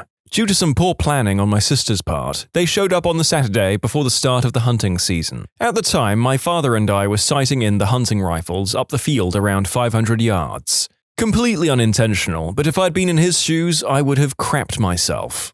I'm a daughter, and I do not have any funny father stories, but I do have one badass mum story. My house has the front door on the 2nd floor, and our front steps are large and can be intimidating. All friends are required to come inside and introduce themselves before I could get in their car and leave with them. So I had a date with a popular boy, douchebag, and he texted me that he was there to pick me up and to come outside. I told him that he has to come and meet my parents, and he did, although awkwardly and rudely. Long story short, he was incredibly disrespectful towards me, and I was back home within 30 minutes. Later that evening, my mother messaged him on Facebook, "You are the rudest boy to ever walk up the steps to my house." Shortly after, I got a large apology text from the boy. My mother didn't tell me about the message she sent until at least 6 months later. It was awesome. Oh, well done, Mum. Dads may be able to bring the threats, but this lady weaponized some good old-fashioned shame. I have one my dad did. I had the first boyfriend come over, I was 14, for Halloween, and my dad, a butcher, was unwrapping bones for our 3 dogs as a treat. My boyfriend walked over to my dad, who was using a knife, a great big one, to cut the shrink wrap off them, and asked what those bones were from. My dad, looking boyfriend dead in the eye, pulled a sharpening steel out of the bucket on the counter and sharpened the blade on the already sharp knife in swift movements and said, "My daughter's old boyfriend." Boyfriend went sheet white and dumped me the next day. Thanks, Dad. Not a father, but my cousin has the best story about a first and last date. In the late 70s, my uncle was living a post-divorce bachelor life and was enjoying himself immensely, dating a younger woman who from a distance or behind resembled my cousin enough that they could be mistaken for one another, and if standing near each other, you might assume they were sisters. While he was dating this woman, my cousin, all of 16 at the time, was going on her first real date dinner. A school dance, the works. My uncle was slightly apprehensive about it, but was determined to make the best of the situation and accept the fact that his little girl was growing up. A few minutes before she had to be picked up, my uncle was struck by inspiration. He and his girlfriend were also going out to dinner that night, and he noticed that his daughter and his girlfriend were wearing the identical sweaters. So he sprung into action. He made his girlfriend give her necklace to his daughter, had them swap shoes, and put paper bags over their heads. When my cousin's date walked up, he was warmly greeted by Uncle, who ushered him into the living room and said, "We're all going out tonight. You pick your date and I'll take the other." The kid, speechless, stammered for a bit and then pointed. My cousin went out on a very fancy dinner date with her father to a French bistro, despite being terribly mortified. She admits that the food was exceptional, and her father let her have a few glasses of wine to ease the mortification. After dinner, he dropped her off at the dance and picked up his girlfriend. Let's just say neither woman was happy, and my cousin's paramour, so confused by the situation, decided it was time to end their relationship. I aspire to achieve such heights of mind messery. I feel like that could have been kind of funny if it ended with the choice. Like, ha ha ha, all in good fun, kid. Here, take the daughter out. Thanks for being a good sport. But to actually make him go through with taking out the other girl? The frick, man? I was the daughter. Boyfriend and I were sitting in my kitchen when Dad came home from playing volleyball. After talking a few minutes, without any warning, Dad dropped his pants. Thankfully, he had gym shorts on underneath. I told this story at Dad's funeral, and it got a lot of laughs. Was the boyfriend. Wanted to take girlfriend on a date, but she said her dad had to meet me first. He was a single dad, so it's not like her mum would have been there to hold him back or anything, and dude was pretty buff. My girlfriend goes in her room while her dad sits me down on the couch and sits across from me, not saying a word, but looking straight into my eyes the whole time. 15-year-old me was pretty shaken. He finally says, "I'm gonna make this short. Anything you do to my daughter, I'm going to do to you." We just held hands that day. That's when you reply, "You're gonna finger my butt?" I'm Korean. I play StarCraft. He's going to have to beat me on the Hunter's map to get permission for the first date. Yes, old school Brood War StarCraft. I fully respect this method of proving oneself to a prospective father-in-law. After all, it's potentially the scenario I'm most likely to succeed in. Boyfriend of a girl with 2 dads. I've yet to meet her real father, and she doesn't want me to. He's a huge crapbag that cheated on her mum and then fled across the country. Her stepdad I see on a somewhat regular basis. He's a character, and that's for sure. We told our parents about our relationship about 2 to 3 weeks ago, and the first thing he does is shake my hand with a grip that's way too hard for normal, and then takes me aside and asks what my intention is with his daughter. While asking this, he's gripping his hand around my neck. It should be noted, I'm a big kid. I'm 6'1" and like 200 pounds. I'm not easily intimidated. At that moment, this man scared the crap out of me. As I was trying to muster up an answer, he drops his hand and hugs me and tells me he's messing with me and that I should have seen my face. Needless to say, she doesn't like him much either. Boyfriend of a girl with 2 dads. At first I thought this meant she has same-sex parents, which meant you had to put up with twice as many dad jokes. I'm the boyfriend in this situation. Was at my girlfriend's house, her dad saw me, walked up to me and said, "Who the frick are you?" and then proceeded to follow me around, practically touching my face with his until I left. Fortunately, he was electronically tagged and couldn't follow me out of the house. Just FYI, he was tagged for sticking up for kids being beaten up by other men. So I want to give a bit more context to this. I went to my girlfriend's house to pick her up. She wasn't ready, so I went outside. While we were on our way out, he made his comment and then followed me out of the house, obviously looking me up and down while remaining uncomfortably close. This possibly lasted about 20 seconds. This wasn't an aggressive thing, he did it purely to make me feel awkward and on the spot. I think he wanted to see what type of guy I was, how I would react to that sort of confrontation, etc. According to my girlfriend, her ex-boyfriends resembled mouthy kids. Perhaps her dad was testing my level of maturity. I can't say for sure, never asked him about it. Hope this explains things a little better. When I brought my first real boyfriend home for dinner for the first time, I forgot to mention that my dad was also home for dinner. He's a policeman and comes home for meals, so we rock up and there's a police car in the driveway. It's normal for me, but my boyfriend's face was literally, "Ooh, uh-oh." My dad always calls my boyfriends what's-his-face until he gains respect for the guy. My current boyfriend just recently got his name privilege, which has happened, I think, twice. I made up a game. I call them by a different name every time I address them. Goal is to see how many times I can call them before they correct me. Record is 27 in one visit. My pawpaw greeted my aunt's boyfriend with a single gunshot out the front door, into the old gutted truck about 20 yards away from the main driveway. He still fires off a greeting shot when they come in and out from town 17 years later. To expand, a pawpaw is a grandfather if your country is F. My pawpaw is half Japanese, half Native American former US Marine, sheriff and EMT, current Etsy scarf and shawl shop owner. I'm trying to decide if that sounds more West Virginia or Alabama. Louisiana, don't you forget it. My daughter just turned 8. I am here for notes. Opens notepad. Begin. Welcome, new dad. Well, the rule seems to be threaten or imply violence, and if you own a weapon of some kind, so much the better. Narrator and the I Am the Genius channel does not condone this method. My daughters are 2 and 4. When my oldest was born, I started working out again. I found the best inspiration on days when I'm feeling lazy is to imagine myself as some nearly mythical titan ripping the door off its hinges to greet some poor kid intent on taking my daughter on a date. So my plan is long-term, and I'll check back and let you all know how it goes. My dad has told every single one of the guys I've brought home, even if they were just friends, that he's not afraid to go back to jail. My dad has never been to jail. My dad is very good at deadpanning. Upon meeting my boyfriend, Dad told him that he was too tall. He's almost 7 foot. He wasn't sure if my dad was messing with him or was actually serious. I had to explain to him later that a good portion of what my dad says should be taken with a grain of salt.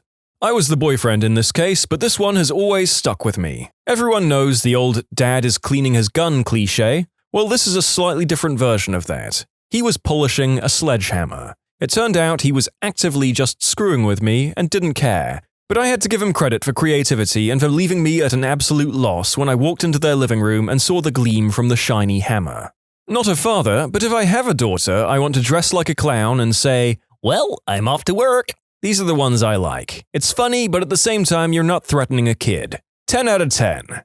We hosted a beautiful teenage exchange student for a year. When a boy came to take her to a dance, I looked down at him and said, in roughly these words, "I am responsible for her right now, but her real father is even bigger than me, and you don't want to do anything that would tee off both of us." I went to tell my new father-in-law that I was serious with his daughter and intended to marry her. He interpreted it as me asking for his permission and told me, "Now isn't the right time. Maybe in a few years." That really messed me up. Good guy, language barrier. It all worked out in the end.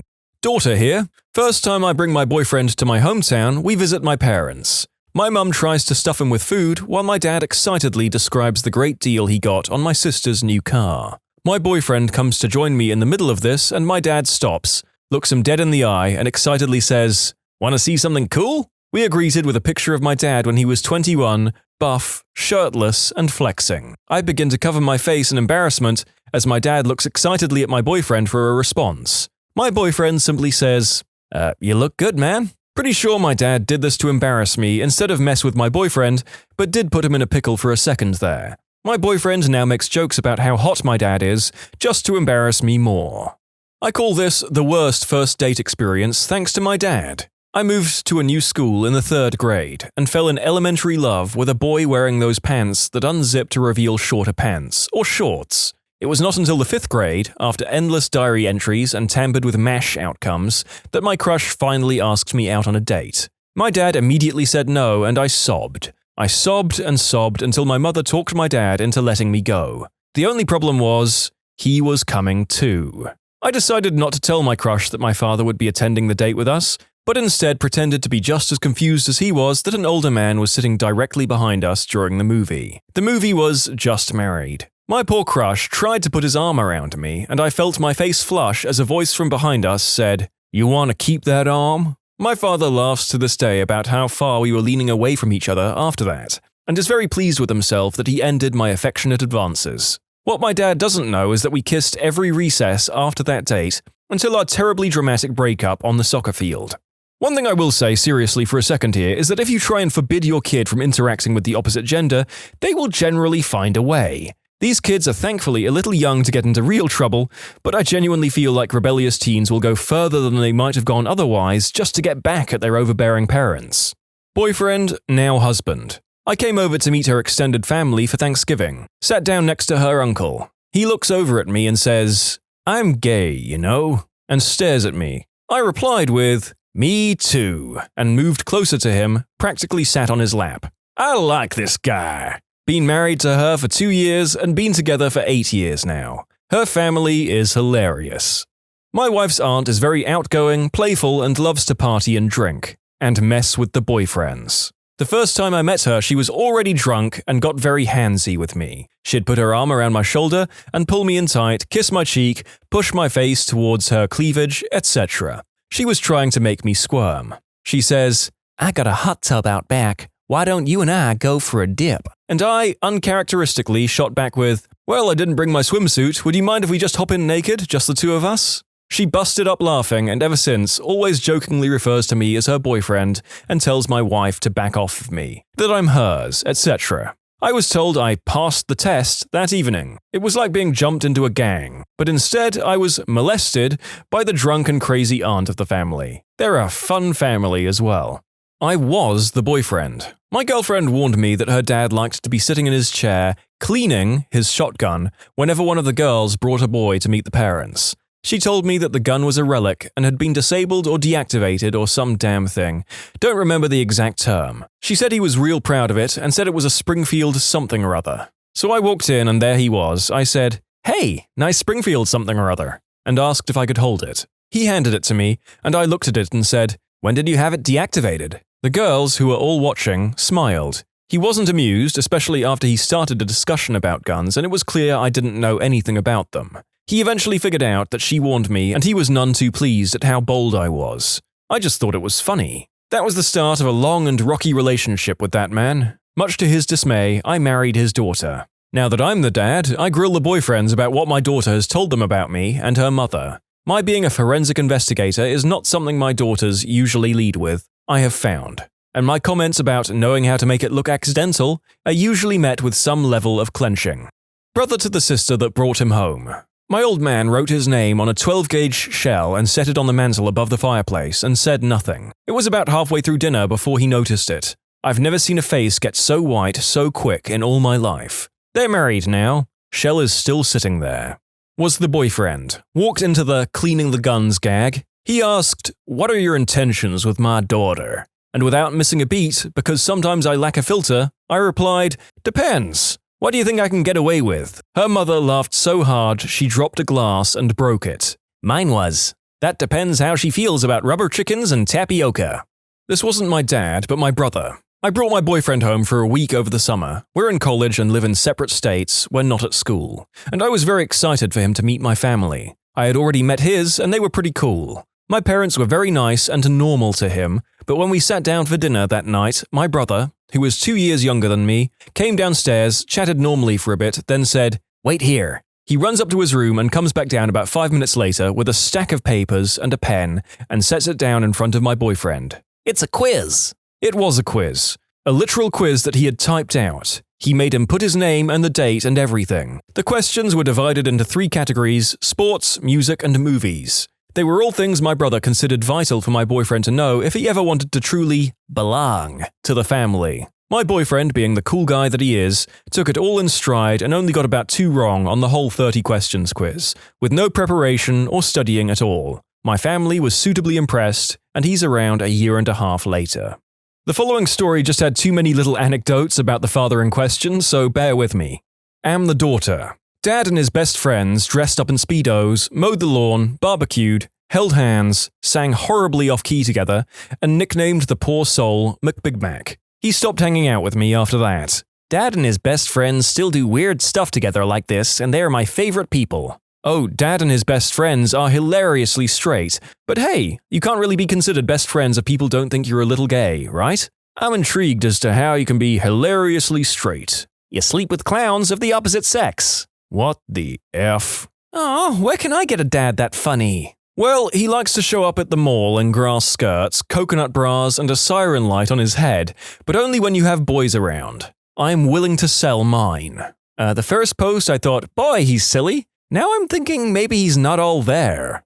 The first time I met my ex's dad, he had just had surgery. I think I was 15 at the time, and while I was waiting for her, he asked me if I would go into the study and put on some music and make him a drink. I got him a single Jameson with 1 ice cube, because that's what my Irish family members drank, and I knew he was Hibernian, and put on a Fleetwood Mac record because he had an awesome player set up. That was him testing me, apparently. He told me later that I passed because I didn't just plug in my phone into their auxiliary cord and grab him a beer. I hung out with him once, way later after his daughter and I had broken up, and he ordered me a Jameson with a single ice cube on his way out of the bar.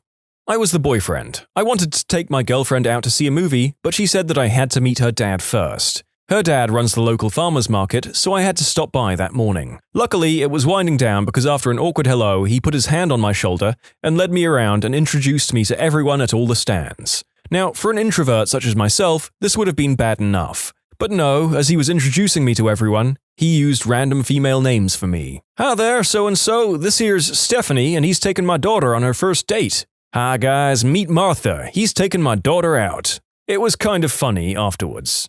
I had a boyfriend named Nelson. My dad took great pleasure in doing Nelson's laugh from The Simpsons whenever my boyfriend came over. We didn't last long, lol. Pretty sure you mean, we didn't last long. Ha ha! Beat him up in Battlefield and a few other video games. I'm almost 50 and have been a gamer since my early teens. I have more experience with games than he has. A mate was arrested for drug possession by his girlfriend's police officer father. He was going to be introduced to that family that weekend anyway. Would have loved to have been a fly on the wall that evening. Boyfriend. Hello, future father-in-law. First of all, I want to apologize for my twin brother. He is the black sheep of the family and in no way representative of my or my parents' values and culture. Military veterans. What are your best stories from boot camp? Just a foreword here, folks. Due to the military tradition of swearing like a sailor, or in this case, like a soldier, there will be by necessity a certain amount of language replacement in this video, more so than I've had to do in any other video at the time of writing. Assume that if a phrase seems slightly mild, I've been editing it to make it safe for YouTube. Thanks, narrator.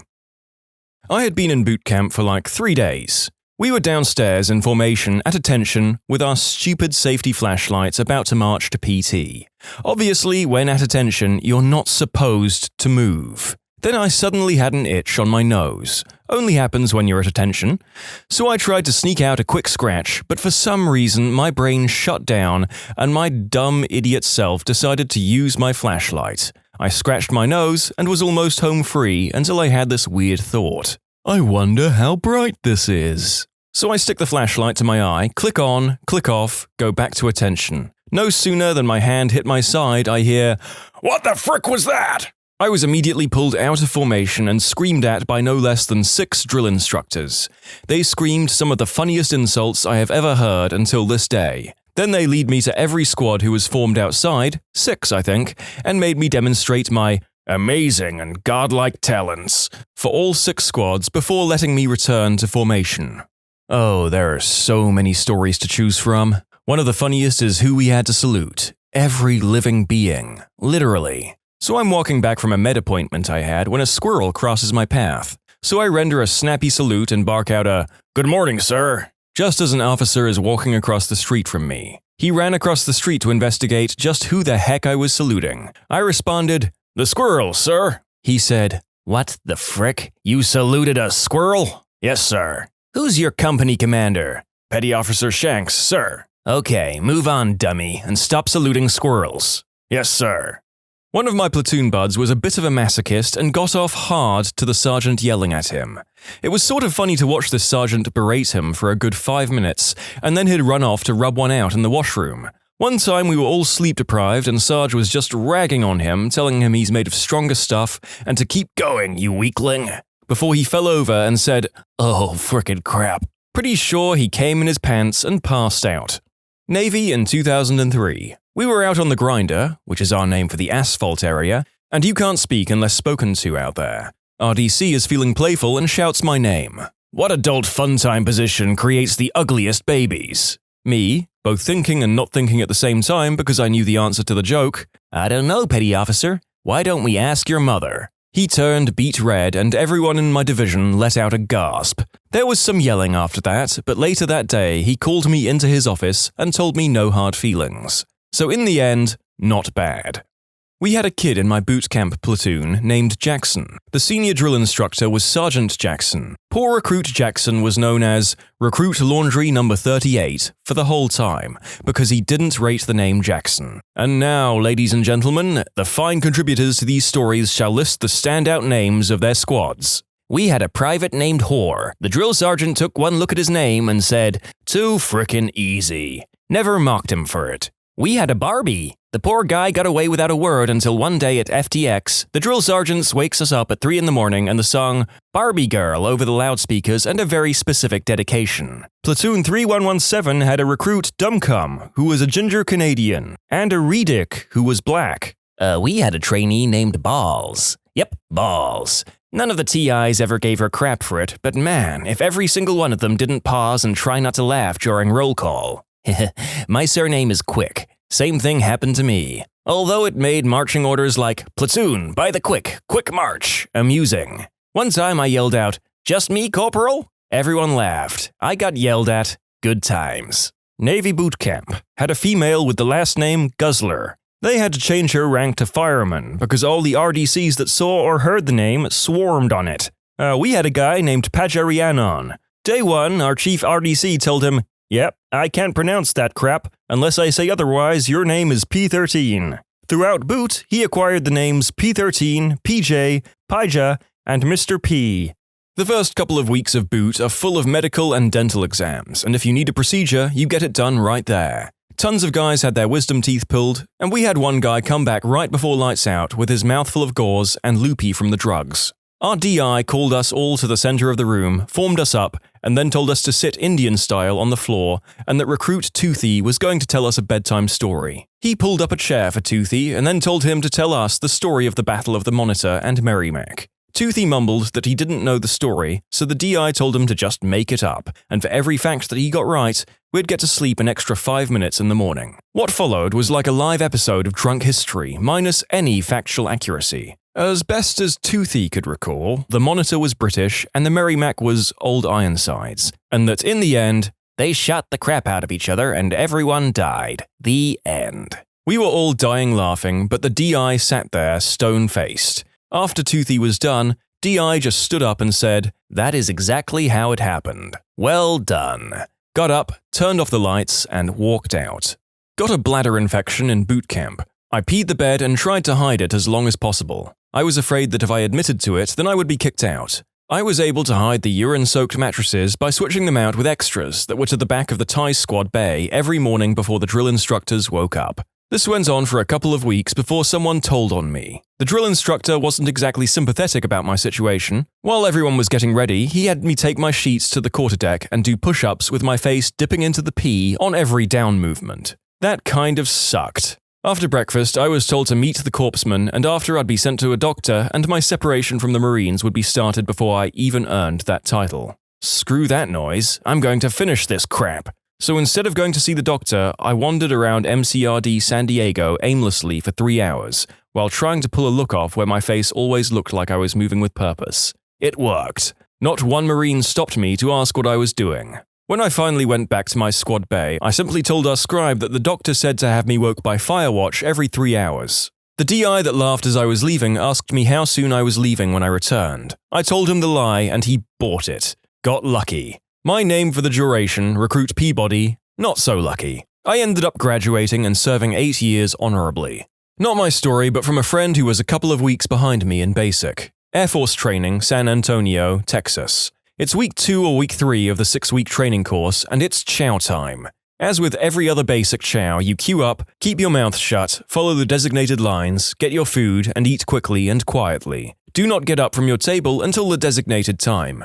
Fail to follow any of these procedures will result in a crap storm courtesy of Hurricane Angry Fricking Training Instructor. Every flight that goes through basic has that weird kid that just doesn't quite fit in for one reason or another. My flight had a southern kid who unfortunately supported every negative stereotype about the southern US there was. He was Cletus the slack-jawed yokel made flesh. My friend's flight, however, had a kid who was quiet, calculated, removed, and quite possibly a sociopath. During this particular time at chow, he was sat down with his food and ate a decent portion of it. Suddenly, he stands up and without following the designated paths, makes a beeline to the ice cream machine. Trainees are not allowed ice cream until they have TI permission, which doesn't usually happen until the final week. That did not stop this kid from getting 2 ice cream cones, 1 for each hand. He walks back to his table, passing the snake pit, where the instructors eat, along the way. He begins to go to town on these ice cream cones, alternating licks between one and the other.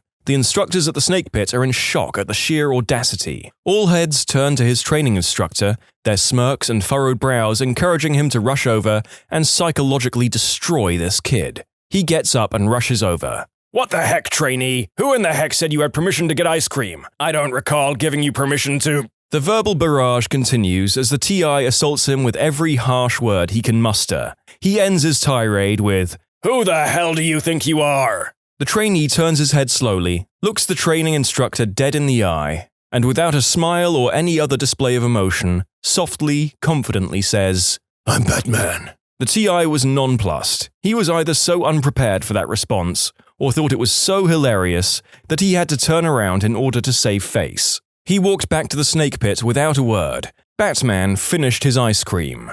I mean, does anybody else think that the instructor had just realized that there was a potential sociopathic serial killer in the flight? Another commenter writes, "Well, he did get permission. Oh man, I left the snake pit after my 3rd recyclement. After a couple of months, I knew my crap. I grabbed a dessert with every meal. One time I had 7 of them on me at the same time."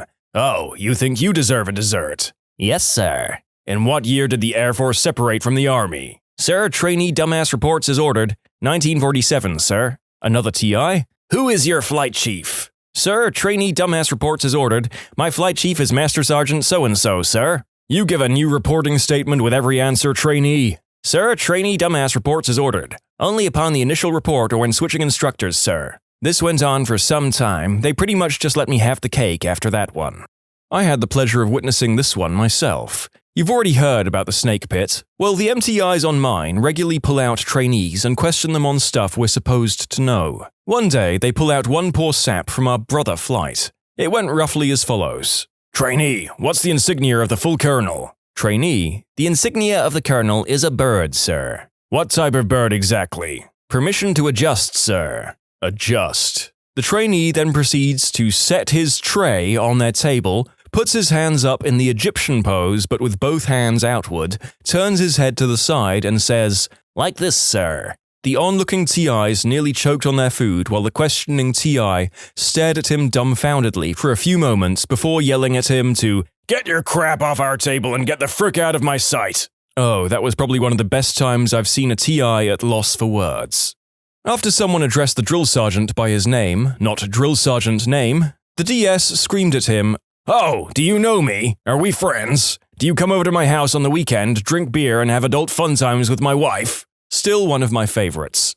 My favorite story is from 2006. We were salty Marine recruits in our last week before graduating and going home. Normally, I guess they like to bring in new super motivated drill instructors to mess with us. Well, one night in formation before we hit the racks, the new sergeant notices one of my friends, Private Law, was rocking back and forth. He says to Law, "Quit rocking, Law." To which Law yelled, "This recruit will never stop rocking, sir."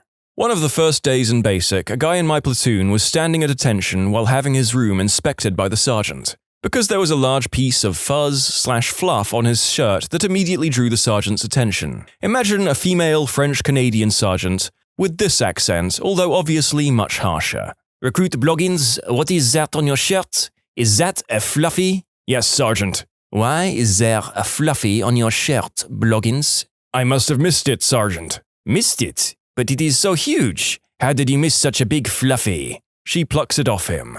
"Hold out your hand." He holds out his hand and she places it on his palm. "This is Mr. Fluffy." Find a home for him, like a pill bottle or something. From now on, whenever I want to see Mr. Fluffy, you must bring him to me." And so, for the rest of basic, every time the sergeant found a piece of fuzz, even on someone from a different platoon, she would yell out, "Mr. Fluffy!" And Bloggins would have to march over to her double time and present Mr. Fluffy, and she would formally hand him the new piece of fuzz to add to Mr. Fluffy. There was hell to pay if he didn't have Mr. Fluffy with him at all times. Every unit has its mascot. I'm just glad that in this case it was a Fluffy rather than a furry. Great Lakes, 1994, Company 159. I had a bottom bunk. Guy on top bunk was a guy who barely spoke English. One day we were marching around and he was too afraid to speak up and let the company commander know he had to poop. He pooped his dungaree pants and left a trail that those marching behind him walked through. When CC realized what was up, he halted the formation, grabbed the guy and ran into the nearest building. When they reappeared, Poopy Pants had removed his t-shirt and fashioned it into a diaper to make it back to our barracks building. One night, the guy in the top bunk next to mine had a nightmare and in his sleep he jumped out of his rack. He crashed into my bunk, spraining his arm, ankle and putting a gash into his head, and had no idea what was going on. Another night, I was on fire watch, making my rounds at 3 o'clock in the morning. The A-Rock, one of the recruit leadership positions, was a big macho guy who decided he couldn't take it anymore. He tried a belt around his neck and was going to hang himself when I caught him. The chief on duty was teed off that he had to be awakened, called for assistance, and that's the last time we saw the A-Rock. My brother was in the chow hall and witnessed a TI call out someone who had placed their flashlight in their belt. I guess you're not supposed to do that. So the TI lights him up. "Is that where you keep your fricking flashlight? Is it a fricking lightsaber, Luke?" He made him stand at the end of 2 cafeteria lines, holding his flashlight like a lightsaber and striking dead the airmen that were leaving the 2 lines. At one point, there was a lull in traffic and the TI screams, "Oh, so fricking lightsabers don't make noise when they're motionless." So old buddy has to make the vroom, vroom noise as he waits for his next victim. The worst part of being there is that you can't laugh or you get punished too, and DIs can be some funny mofos. When I was in bed, one of the cafeteria walkers walked through the chow hall while we were eating. She was quite obese and wearing apple-bottom jeans. Our DI was sitting at the head of the table and started humming Get Low. Naturally, we all laughed. So after the chow, we went back to our bunks and got smoked. DI put Get Low on the speakers, and we did jumping jacks to the beat until they sang Hit the Floor. At which point we had to hit the floor and do push-ups while singing. And every time we laughed, he started the song over. I still shudder when I hear it. I'm an Army veteran. One morning in basic training, it was about midway through our 3-month cycle, and we were lined up for breakfast chow. While waiting in line, we had to stand at parade rest in columns of 2 in our PT uniform. We couldn't move or anything at the risk of being pointed out and screamed at. The uniform consisted of somewhat black short shorts and a grey t-shirt that said Army on the front. Well, the guy 3 rows in front of me had one of those no-reason cases of the morning wood. And the drill sergeant caught him as he was trying to move to hide it away. He pulls him off to the side and starts screaming, "What's wrong with you, Private? Why are your privates saluting in the chow line?" Of course, this yelling spreads to the ears of 2 other drills, and they come over as well. "Hey, Battle, come look at this! Hey, at ease that crap, Private!" As this was said, they noticed, and one drill sergeant bent down, face inches away from the full-mast culprit, and bellowed, "At ease! Private, you better get that crap in check!" I entered into the building before I could hear anything else about it. To this day, I still don't know how the drill sergeants went through that without so much as a smirk. I don't know what I'd do if someone shouted, "At ease," directly at my morning wood. Nothing in life so far has prepared me for that. We had a drill sergeant make a private carry a branch everywhere she went, so it would replenish all the oxygen she was wasting. We had a guy named Fitzwater. We called him Fatswater. We weren't just calling him that because he was fat, which he was also a lazy piece of crap who was constantly pretending to be hurt to get out of work. Anyways, he got teed off at us one day and said, "If anyone else calls me Fatswater again, I'm going to tell Drill Sergeant." Immediately the drill sergeant walks in and goes, "Hey, what's up, Fatswater?" Who'd have thought that exposing a weakness to people who spend their lives demeaning other people could go so poorly for this man? A mother of one of the other privates sent him a photo of a drill sergeant trashing a locker. with a letter saying, "Hope your drill sergeant isn't as mean as this," smiley face. It turned out that it was a picture of our drill sergeant. He had posted that on Facebook and it ended up going viral. She was just looking up pictures of drill sergeants and it just happened to be him. A woman in my company was from Africa. She had a graduate degree in some science, so she was very smart, but some things were lost on her, especially figures of speech. When we were on the firing range, we were told to keep the rifle up and down the range, meaning no matter what way you were facing, the end of the rifle was in the air and pointed down range. She didn't get that and swung her rifle all over the place. Everyone hit the ground. One of the drill sergeants yelled and asked if her brain took a crap in her head. She didn't understand that either. When I was on Paris Island, we were drilling on the parade deck and this one recruit kept screwing up. Our drill sergeant stopped us, stalked up to the recruit and started wearing him out. Gave him the classic DI, screaming in both ears, spit flying, smacking him in the face with his cover. Eventually the recruit broke down and silent tears started streaming down his face. The DI took his finger, wiped a tear from the recruit's eye and licked it, telling the recruit, "Now I own your soul." Fricking intense. One recruit in my platoon was getting IT'd and the DI took his soul. Then, I crap you not, the recruit responded with, "What soul, sir?" The DI let him get back online. This is one of the hidden advantages of being a ginger. A cousin of mine was going through training for the Royal Australian Navy. They have leader cadets amongst their ranks, who you must refer to as leader and not sir. One of these leaders was prowling about and asked my cousin if he was all sorted out. "Yes, sir," said my cousin on reflex. "What the frick did you say, cadet? 20 push-ups right now." My cousin, you should know, is a massive crap stirrer. Couldn't help himself. "Yes, sir," he says, getting down to do the push-ups. 50 frickin' push-ups, the leader barks. The way he told the story, the timing was just perfect. "Yes, sir." So he had to do around 100 push-ups, his arms gave out around 70 apparently. Later on, they were doing open water survival training, floating around in a blow-up raft in the middle of the ocean. The leaders, who were submerged below the raft in scuba gear, would occasionally leap up and drag a cadet into the water to simulate being knocked overboard by a wave. Sure enough, the leader my cousin had crossed was under the boat. He burst out like a shark, seized my cousin by his collar, and dragged him into the freezing water. Holding him down for longer than was probably necessary, the leader eventually released him. As my cousin was climbing back into the raft, shuddering from the cold, the leader asked him, "Still think you're funny, cadet?" As you can guess, the reply was, "Yes, sir." He got grabbed and pseudo-drowned again immediately. I guess he's a glutton for punishment. He passed training, by the way.